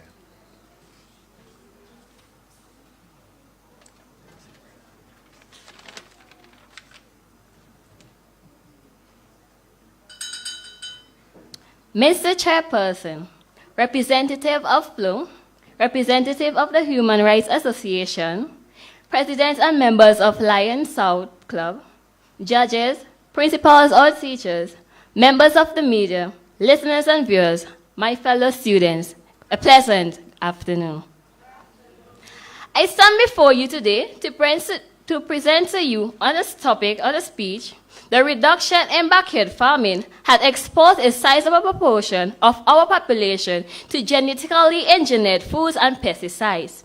A buy local campaign is one sure way to ensure that our nation consumes more organic and natural food. Before I dive into my presentation, permit me to define certain terms that are pertinent to your understanding of this discussion. The Medline Plus Medical Encyclopedia defines genetically engineered or GE foods as foods that have their DNA changed using genes from other plants or animals. That is, scientists take that gene from its desired trait in one plant or an animal, and they insert that gene into another cell of other plant or animal. This process can be done with plants, animals, or bacteria, and very other small organisms. Another term for this is genetically modified organization, or GMOs. Backyard farming. Simply put, it's a farming done in your backyard. Planting lettuce and cabbage in an old fridge so you don't have to buy salad. Planting soybean and soya by the side of your house so you have fresh seasoning for your meats. Having some callaloo by your washing sink, producing food for your family, not to be sold. At some point in history, we have stopped learning how to produce our own food at home and start relying heavily on imports from foreign countries and wanted to consume what we see on the TV. The same food that is being consumed in the Western world. We have been slowly moving away from backyard farming into an era of consumption of engineered and chemically enhanced products.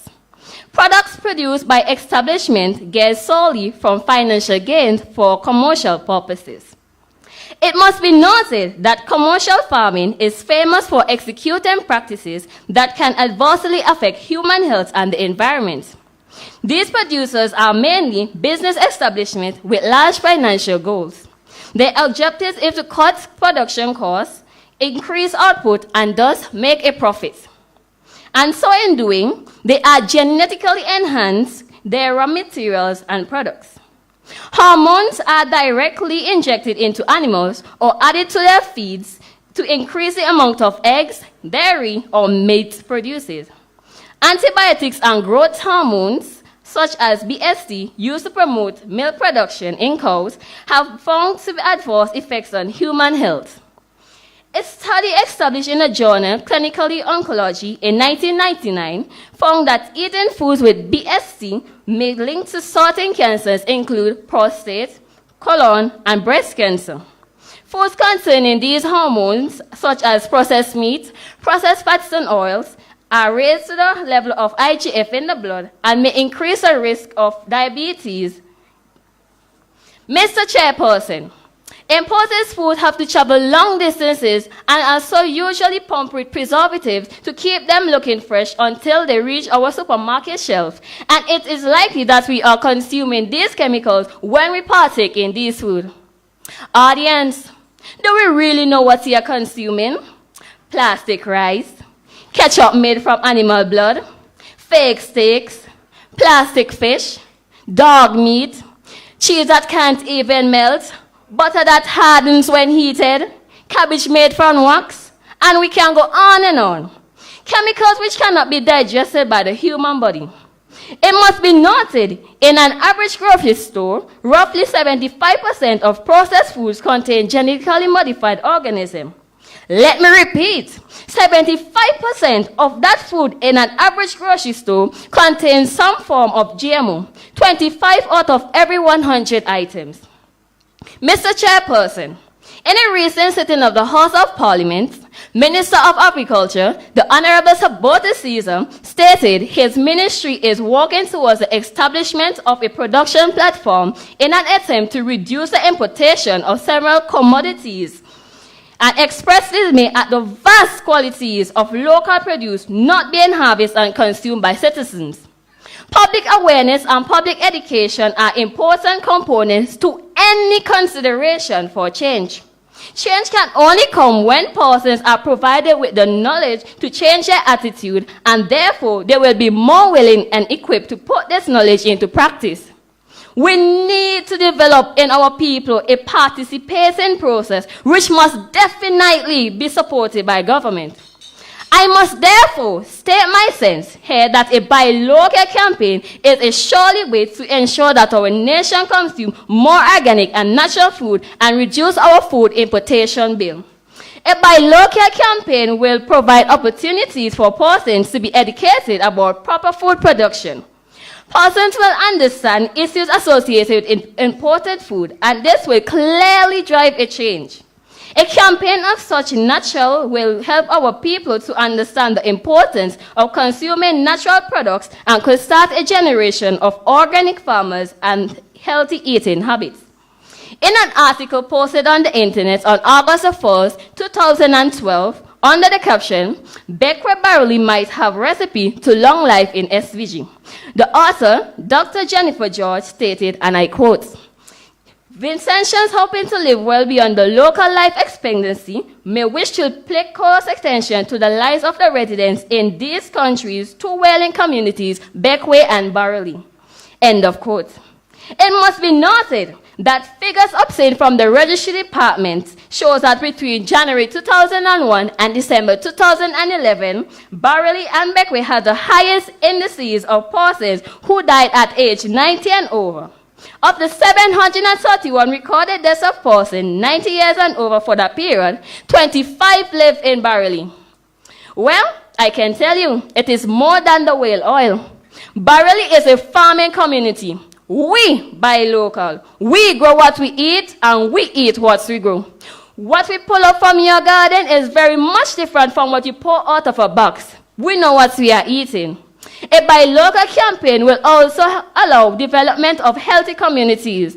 It will help us to understand how to work together in communities, in our groups and associations, and as a nation. If we are buying local, we are supporting our own, and the money stays in our country to help our people.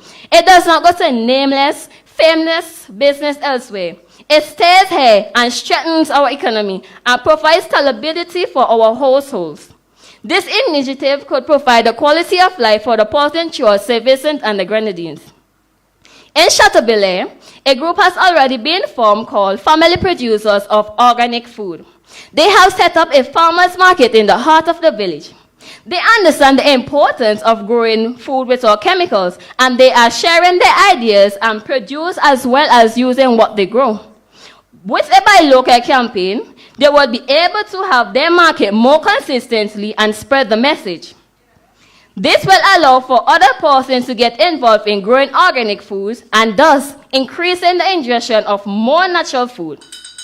This can also activate a ban on the importation of pesticides and food products by our farmers and modified and imported and lack of facilities and trained personnel to produce certain raw material, which hinders a complete ban on certain imported products. However, farmers aren't short of financial support for the initiatives. In St. Vincent and the Grenadines, there are organizations which are successfully driving local production. Ministry of Agriculture, Forestry and Fisheries Farmer Support Company's $6 million loan program, Cardi, St. Vincent and the Grenadines, sweet potato and cassava industries, and vegetable production, to name a few. In closing, let me leave these thoughts with you. If what we consume is polluted, our bodies become polluted.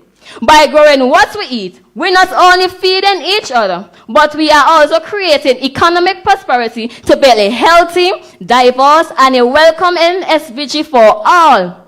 Mrs. Chairperson, esteemed judges, invited guests, fellow competitors, ladies and gentlemen, I definitely believe that a buy local campaign is one sure way to ensure that our nation consumes more organic and natural food. I thank you.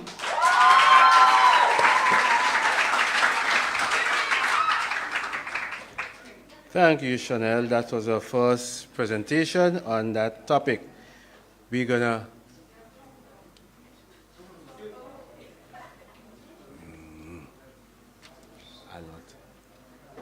Okay, she spoke for 9 minutes, 24 seconds. 9 minutes, 24 seconds. Okay, give her a round of applause again.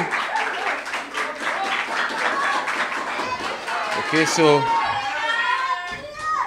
we will now have presentation from the Trumaka Secondary School by Mr. Delplesh.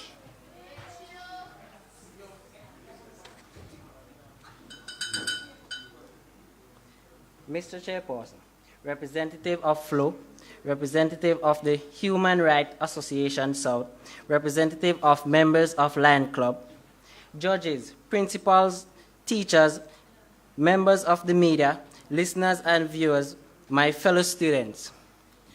Let's sing a song. Old MacDonald had a farm, E-I-E-I-O, and on that farm he had some chicks, E-I-E-I-O. Mr. Chairperson, there was a time when this song was quite applicable to many backyards in SVG. A quack quack here and a ba ba there, a moo moo here and everywhere clock clock used to be familiar songs around neighborhood. That's because a lot of household reared fowls, rabbits, goat and sheep, and also grew fruits and vegetables somewhere in the yard, I've been told. However, backyard farming seems to have given away in a lot of instances to landscaping, land areas with decorative trees that produce no food or worse, slabs of concrete all around the yard. I therefore seek to address today's topic. The reduction in backyard farming has exposed a sizable part of our population to genetically engineered foods and pesticides. A buy local campaign is one show way to ensure that our nation consumes more organic and natural foods. Mr. Chairperson, when I talk about backyard farming, I am referring to a small farming undertaking such as food production and animal rearing, which are done at the premises at which people live. This type of micro-farming appears to happen much less than in times past. It is therefore reasonable to conclude that if people are growing less and less of what they eat, they are dependent more on large-scale farming, which generally produce GMO crops. My position is that reduction in backyard farming has exposed greater numbers of our people to genetically engineered foods and pesticides. However, I do not think that buying locally grown produce is a sure way to ensure that people consume more natural or organic foods, because much of what we plant are imported seeds, which have been genetically modified and required synthetic pesticide treatment for healthy growth and fruitfulness.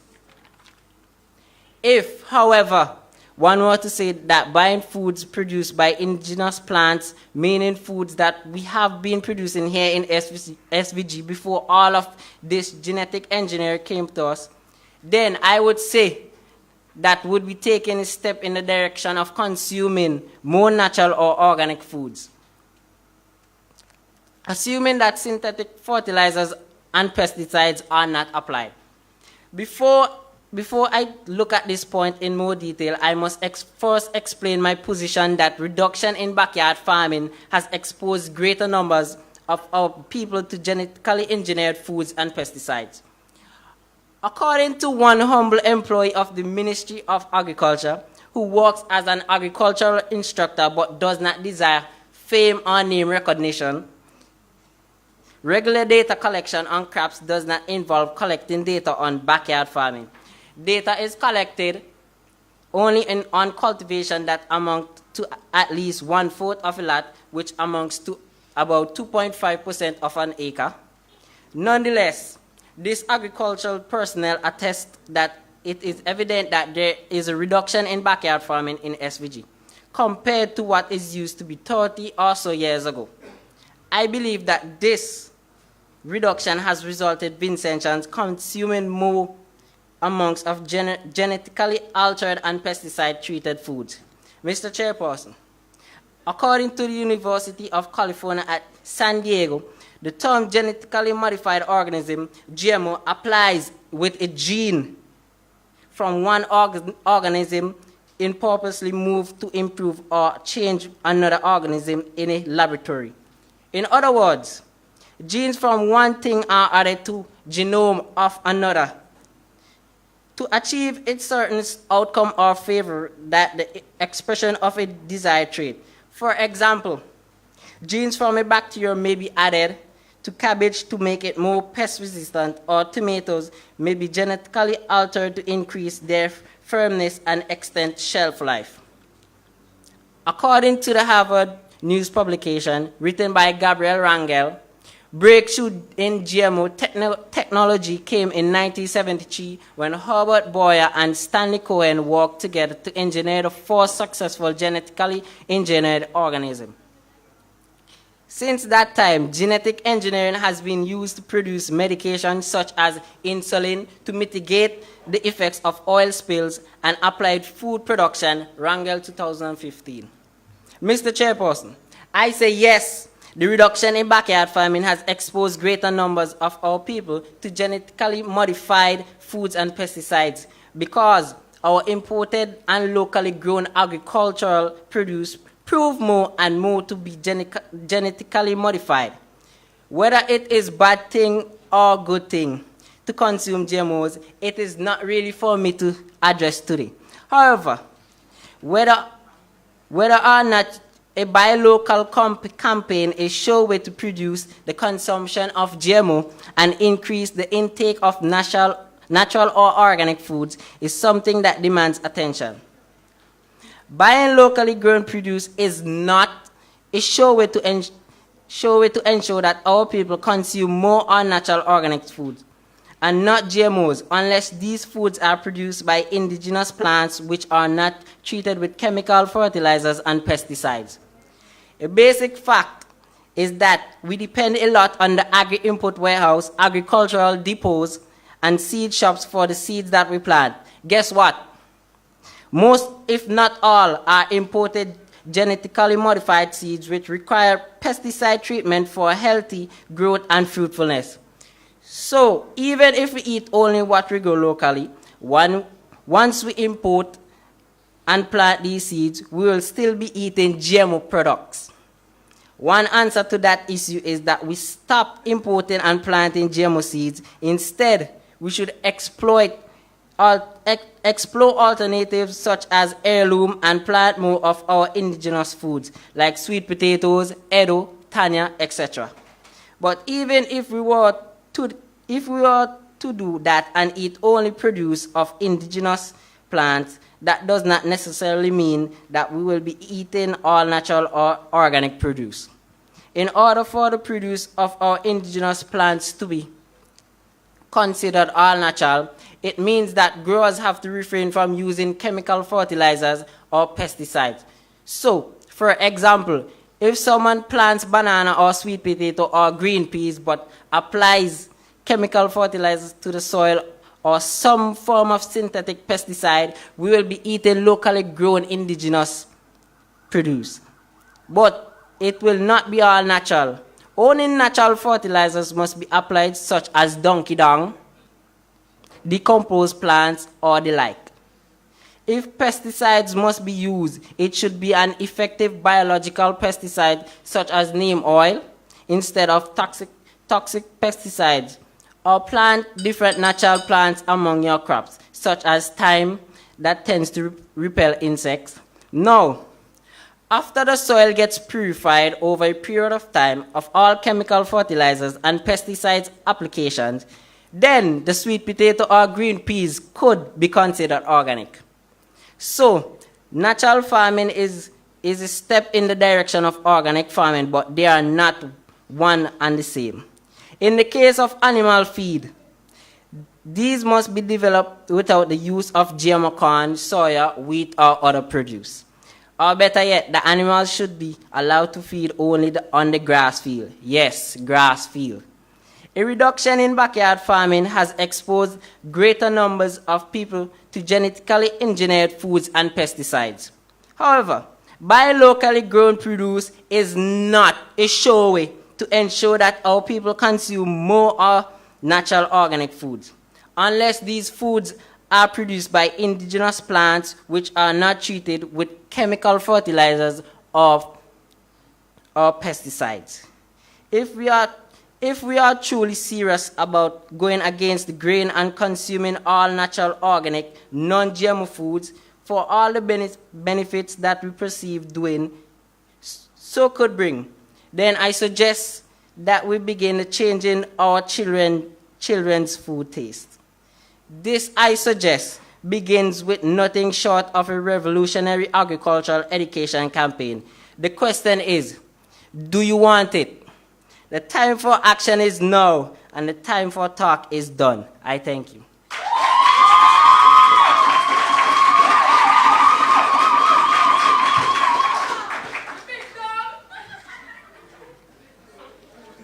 Okay, so that was Mr. Delpes from the Chumaka Secondary School, and he spoke for 9 minutes, 46 seconds. 9 minutes, 46 seconds. Give me a round of applause again.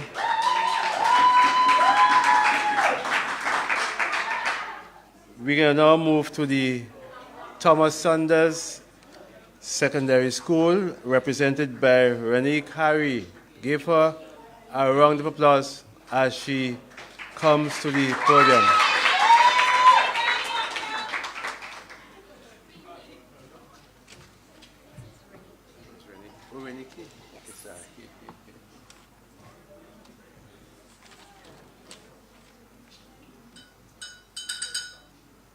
Mr. Chairperson, other competitors, and students, a pleasant good afternoon. I would like to persuade my audience on why I strongly believe that organic and natural foods are better than genetically engineered foods and pesticides, which in my understanding will lead to the issuing of a buy local campaign. As a teenager, I enjoy good home-cooked meals. My given topic is the reduction in backyard farming has exposed a sizable part of our population to genetically engineered foods and pesticides. A buy local campaign is one sure way to ensure that our nation consumes more organic and natural foods.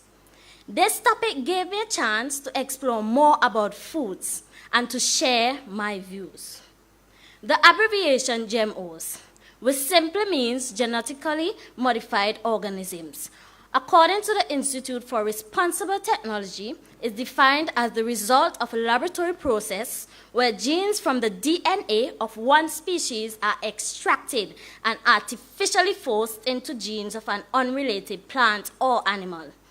The foreign genes may come from bacteria, viruses, insects, animals, or even humans, because this involves the transfer of genes. GMOs are also known as transgenic organisms or genetic modification. They are one and the same. In stating the definition of GMOs, a deeper understanding of the term along with the process involved is discovered. In local Vincent Chantoine, Me start skin up my face and bend up my flat nose because me now know all of them kind of thing you're going down in my belly. Out of them sweet, sweet imported food that me love hop up in the supermarket go buy and frown over a local one of them I do. Well, what a time. That being said, our population is exposed to all these genetically engineered foods and pesticides. I know you may be saying, why give all this information and not explain? Like we commonly exclaim, you get proof? The following are examples of GMOs in both plants and animals. Firstly, sugarcane engineered with human genes is a field trial conducted by the Hawaii Agricultural Research Center. As we are all aware, sugarcane is then processed into sugar, which is an everyday necessity in our households. Secondly, human genes were inserted into corn to produce spermicide. The list can go on and on. These are also a few interesting combinations. Inserting spider genes into goat DNA in hopes that goat milk would contain spider web protein for use in bulletproof vests. Jellyfish genes lit up pig noses in the dark and more. But, you ever hear was that just the other day we arrived here? Glow in the dark pig. One objective of genetic modification is to improve crop protection through the introduction of resistance against plant diseases caused by insects, viruses, or through increased tolerance towards herbicides. However, these genetically modified foods have exposed a sizable part of our population to potentially harmful effects of such processes, not only to foods, but also the pesticides used in farming, mostly large-scale. Pesticides are found everywhere. They are even present at low levels in our diets. Minister of Agriculture Saboto Caesar has confirmed that a review is being carried out by the Pesticides Board of certain types of pesticides here in St. Vincent and the Grenadines. Minister Caesar had announced last month that an immediate suspension had been placed on the importation of pesticides which contain the active ingredient glyphosate, which is found in pesticides such as Roundup and Touchdown. The health effects of pesticides are not yet well understood. Potential effects include cancer, damage to nervous, endocrine, and reproductive systems. With cancer-related deaths in St. Vincent in 2013 showing an almost 44% increase since 2009, the Ministry of Health is urging Vincentians to take more precautions against the risk factors that can lead to the development of the disease. From this, I quoted, "Prevention is better than cure." Due to this, genetically modified foods are fed by environmentalists and the public alike. All the food we eat, every grain of rice and kernel of corn has been genetically modified, none of which was here before mankind learned to cultivate crops. The question isn't whether our food has been modified, but how. On the other hand, according to www.conserveenergyfuture.com, organic food refers to food products that are produced, prepared, and processed without the use of chemical pesticides, chemical fertilizers, or chemical preservatives. Consequently, organic foods are increasingly gaining popularity because a greater portion of the population wants to know its benefits. The general public belief is that organic food is healthier compared to the conventional ones, and its primary reason for its increased demand over the past decade. One benefit of consuming more organic foods, such as tomatoes, carrots, and peas, is better overall health. Because organic food is not produced or processed by the use of chemical pesticides or chemical fertilizers, it does not contain any elements of toxic chemicals and may not affect human health in harmful ways. A buy local campaign means increasing demand for locally owned, made, and grown businesses, goods, and services. A buy local campaign will create more jobs in the agricultural industry, which might lead to a decrease in crime and violence. Buying locally can reduce the greenhouse gas emissions that occur when humans travel out of town to shop. Local shopping also offers the possibility of walking to stores, which has added benefit to encouraging healthy, active lifestyles. Although genetically modified foods are easier to transport and have a longer shelf life, some genetically modified foods present a carcinogen exposure risk. According to the National Center for Biotechnology Information, GMOs also causes an antibiotic resistance. As stated by Searchlight, the expansion of backyard farming can be taken to ensure the survival of the agricultural sector. In order to ensure that the agricultural sector survives and individuals take in more organic and natural foods, a buy local campaign would indeed be beneficial, but it must include farmers, other citizens, and the government working together. The negative stereotypes surrounding farming should be put aside, as many local persons would say, "Me no want nobody laugh after me. Watch how you are dirty when you do them what they. Dirty my good clothes and dirty my fingernail for when me could buy."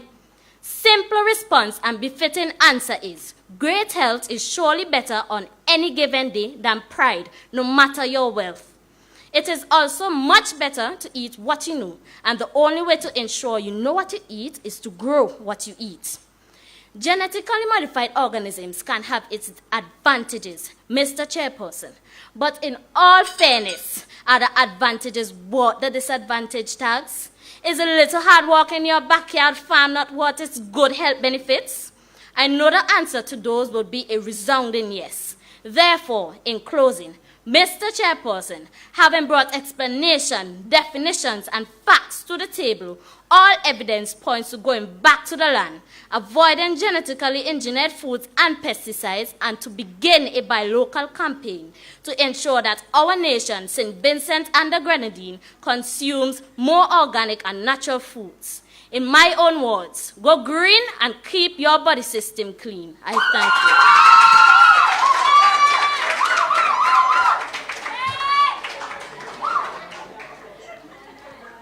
Okay, that was the presentation from the Thomas Sanders Secondary School by Reniki Harry. Okay, we are moving on, and we are having the final for this afternoon, and it's Tariq James from the St. Martin's Secondary School. But Miss Harry spoke for 8 minutes, 41 seconds.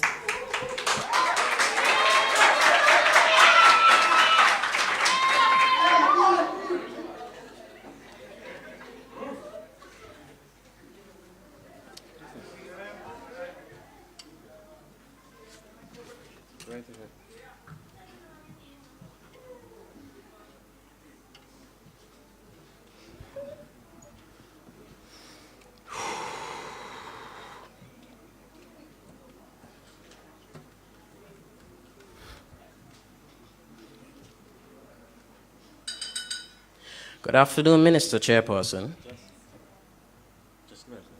Okay. Okay, let me again remind the audience about the noises.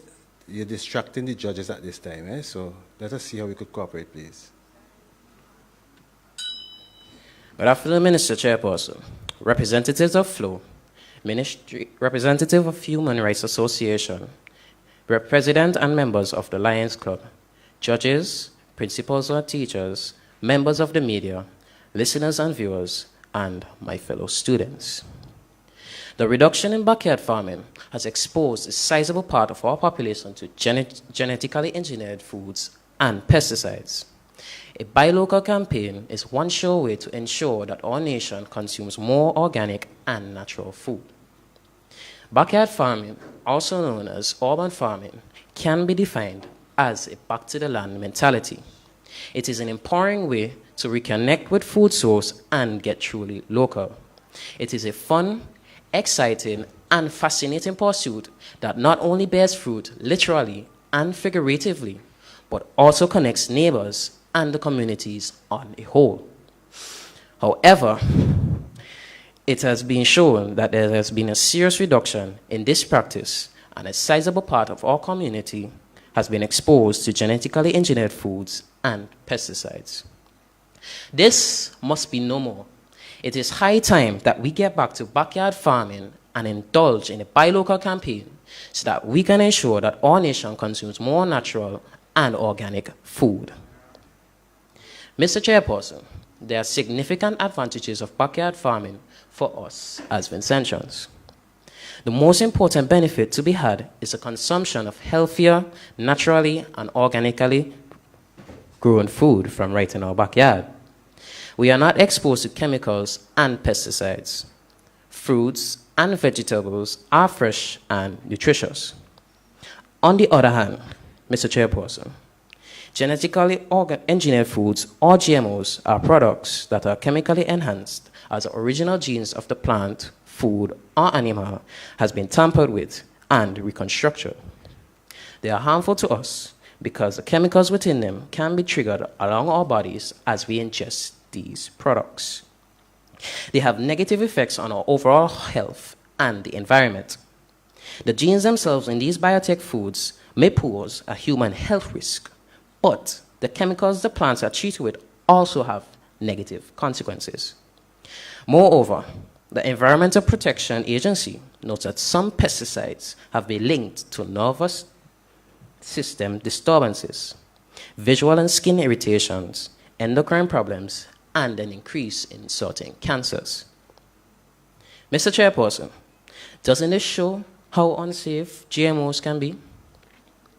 In addition to our health, GMOs may have negative side effects on the environment. Genetically modified crops are often sprayed with powerful herbicides and pesticides and are fertilized with chemical fertilizers. These chemicals then contaminate the environment by traveling through the air, and they can leach into the ground where they end up in freshwater sources.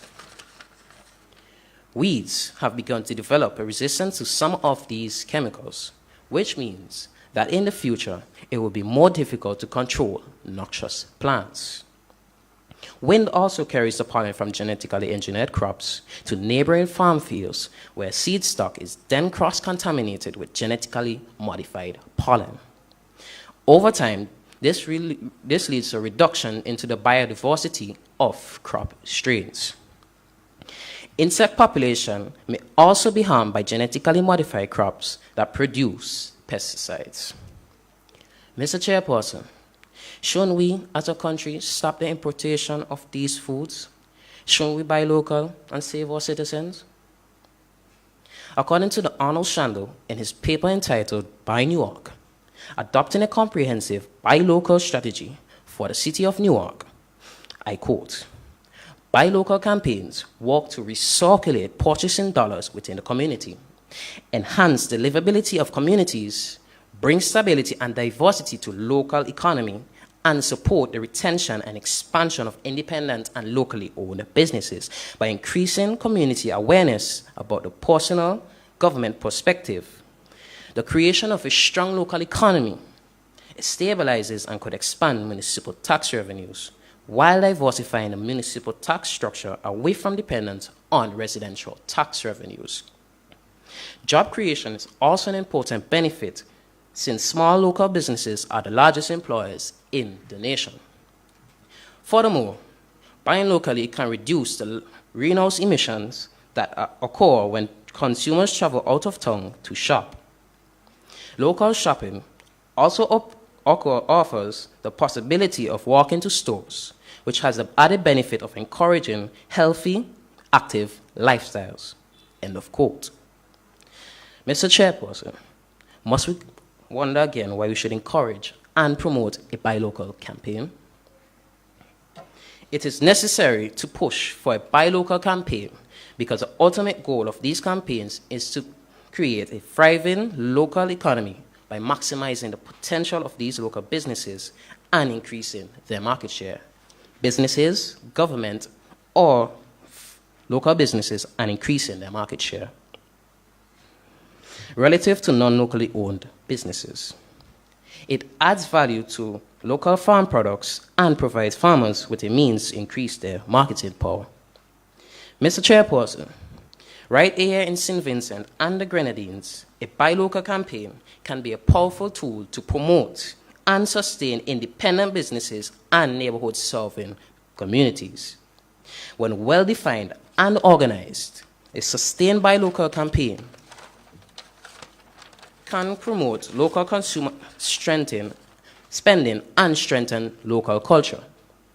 Several studies have been shown that money spent at a locally owned business stays in the local economy and continues to strengthen the economic base of the country. This will not only boost our economy, but also ensure that we consume more natural foods. Additionally, a buy local campaign is very cost effective. When we promote a buy local campaign, government will reduce spending on the importation of fruits, vegetables, and meats, and instead use this money on other aspects of the economy, like healthcare. In the context of a global food crisis, establishing local suppliers of diverse food products increases food security in small rural communities. When a country invests in a buy local campaign, its long-term viability and security as a food production and social system are supported. Farmers benefit from market and price stability when countries support them through community-shared agricultural programs, farmers' markets, and local distribution networks. Mr. Chairperson, this is evident that our government should act in the best interests of its own local farmers. By having more locally owned businesses, more local purchases are made, which means our country can benefit economically as the flow of money is constant with these practices. Local businesses can prove to be the most job employment method nationally to create more local ownership and good jobs in our community. In addition, Mr. Chairperson, it can also cause many Vincentians to be more invested in our country's future, and our people would be less likely to leave if there's economic growth, and it can also give our country recognition on a global scale. As such, it would create long-lasting connections with countries in terms of foreign trade. In summary, Mr. Chairperson, building and supporting a strong local economy is one of the key principles of creating a sustainable community. Buy local campaigns recirculate purchasing dollars in the community, which supports local merchants, builds community, and strengthens the municipal tax base. The disappearance of local businesses leaves a social and economic void that is palpable and real. Buying local preserves local farm economy, keeps farmland in use, and provides the freshest, healthiest food to local consumers as well. Let's promote a buy local campaign. You will be supporting local farmers, saving the planet, and raising healthier families. I oblige.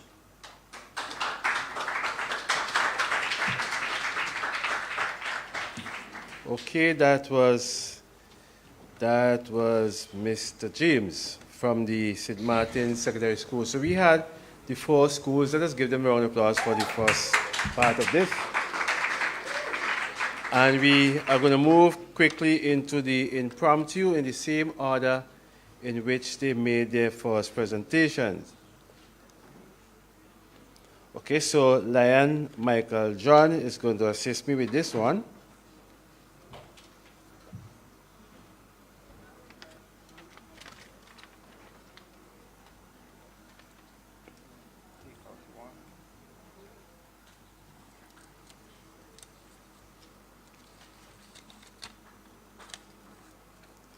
The topic on which Chanel will speak is smoking.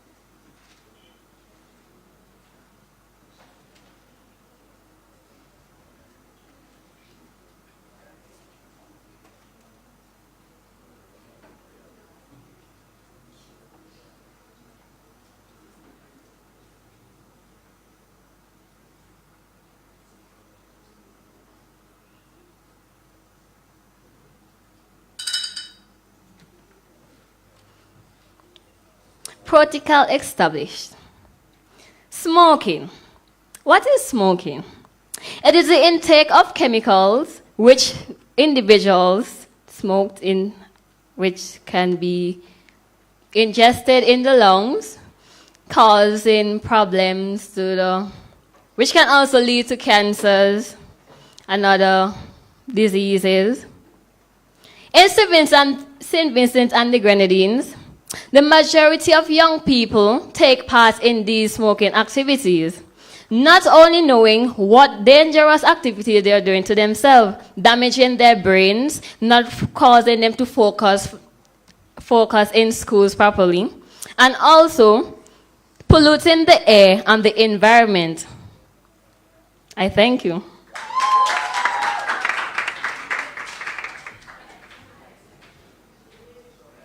Okay, that was Miss Henry, and she spoke for 57 seconds. 57 seconds.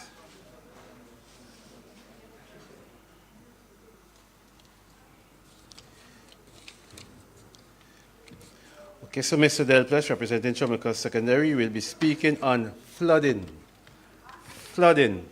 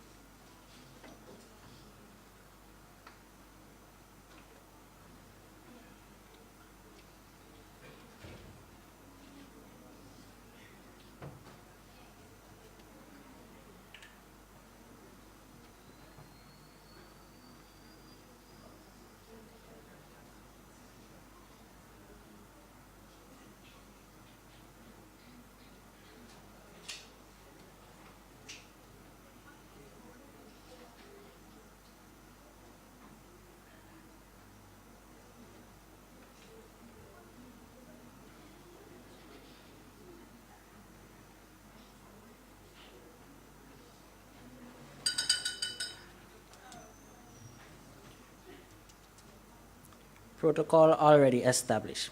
Flooding is a body of water that is dangerous to our environment. It can be man-made or natural. Flooding is very dangerous, especially if our country is poor and lack of facilities. I thank you.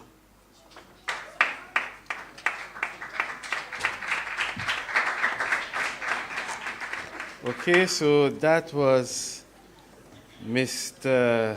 Delples, representing the Chomaka Secondary School, and he spoke for 32 seconds. 32 seconds. We can now move to the Thomas Sanders Secondary.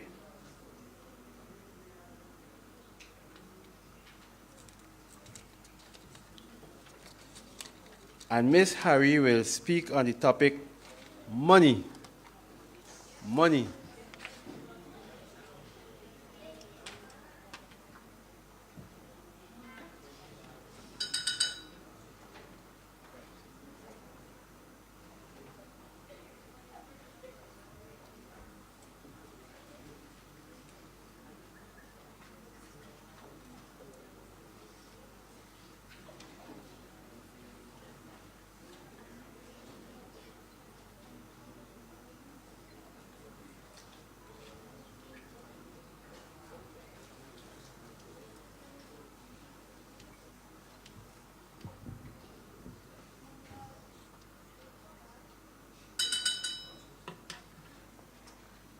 Protocol already established.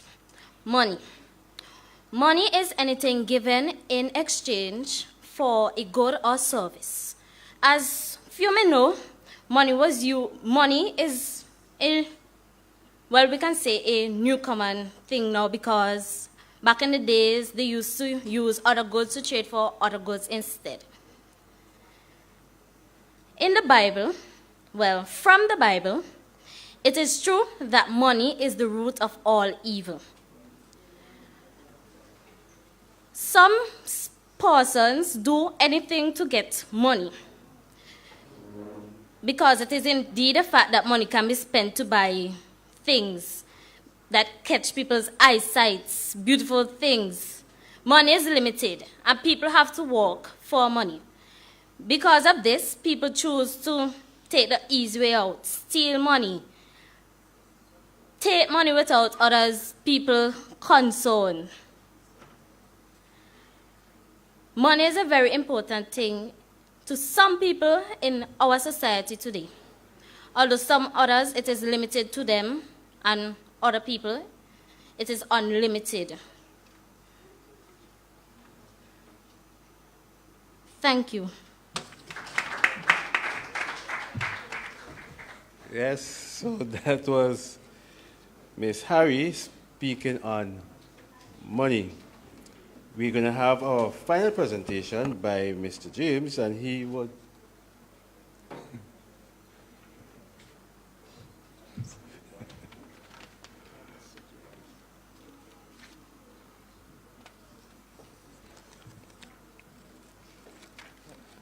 Miss Harry spoke for 59 seconds. Okay, Mr. James' topic is rainy day.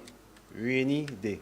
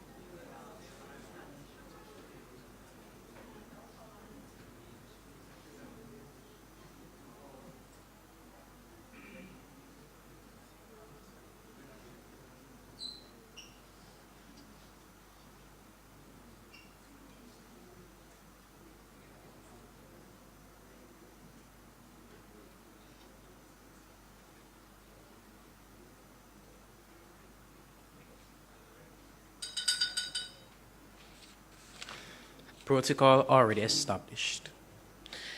Rainy days. What are rainy days? Rainy days are days, obviously, where there is a downpour of rain.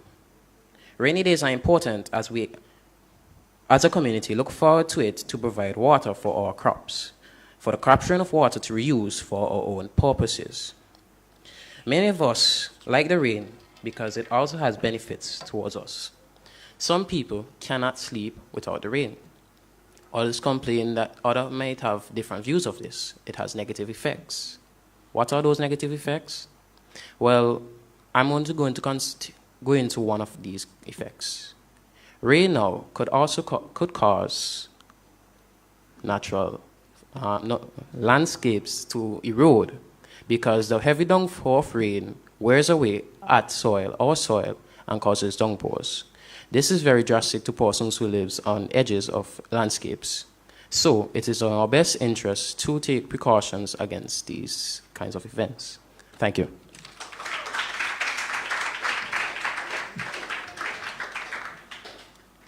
Okay, that was our final presentation for the impromptu part of it. And he took 1 minute, 10 seconds. 1 minute, 10 seconds. Let us give all the participants here a round of applause.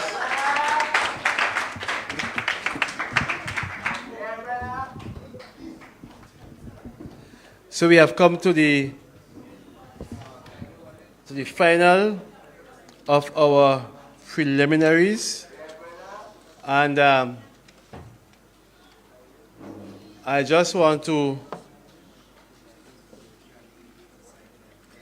They sign it?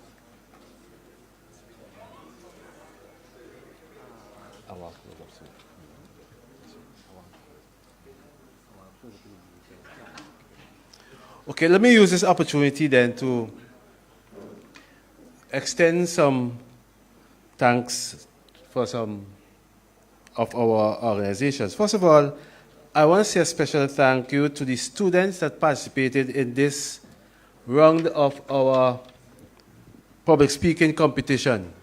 So I thank the students, the teachers, and also the Ministry of Education for allowing these students and these schools to participate in such a very important activity. As we indicated before, it gives these children the sort of opportunity to build their confidence, to help with their public speaking development and capabilities. And also it gives them the opportunity to get those sort of support from the FLO, who is sponsoring this particular competition. We also want to give special thanks to the Human Rights Association for partnering with us on this particular year of our public speaking competition. It was not an easy task to sit there and judge 16 presentations without a break. So I really want to say thank you to our judges. Let us give them a nice round of applause.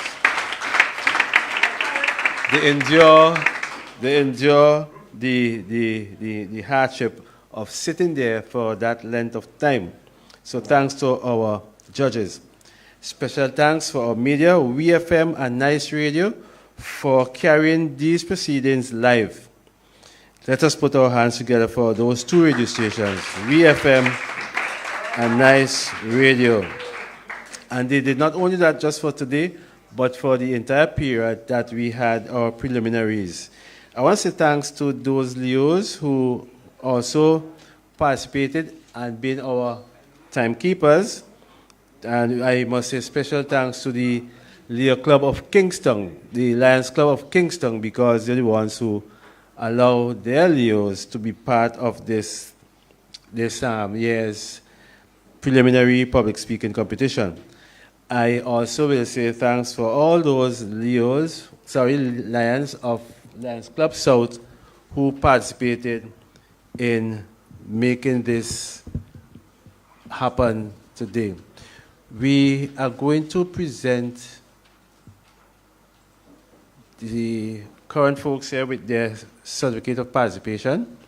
And let me use, while this is being put together, let me use this opportunity to just let you know that this year, as we said before, this year marks 40 years of our operations in St. Vincent and the Grenadines. And as part of our celebration, we would be conducting a health fair on the 12th of October, just outside the Kingston Postal Co-op, the area that is the parking area. On the 12th of October, we will be there from, I think, around 8:30 on the 12th of October. That is our health fair. On the 24th of October would be the final of our public speaking competition. And in that competition, the students would make 3 presentations. They will have the school prepared, the student prepared, and the impromptu at that particular competition, finals. That will be held on the 24th of October, and most likely it will be at the Methodist Church Hall. Right? So at this point, we're going to make a presentation with the students.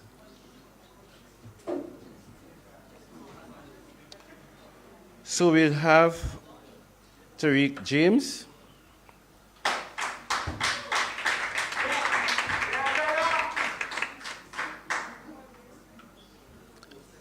Followed by Chanel Henry.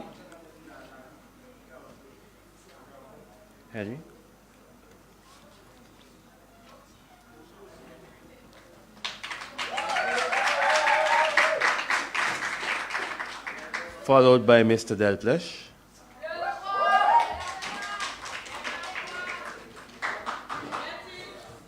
And then by Miss Harry.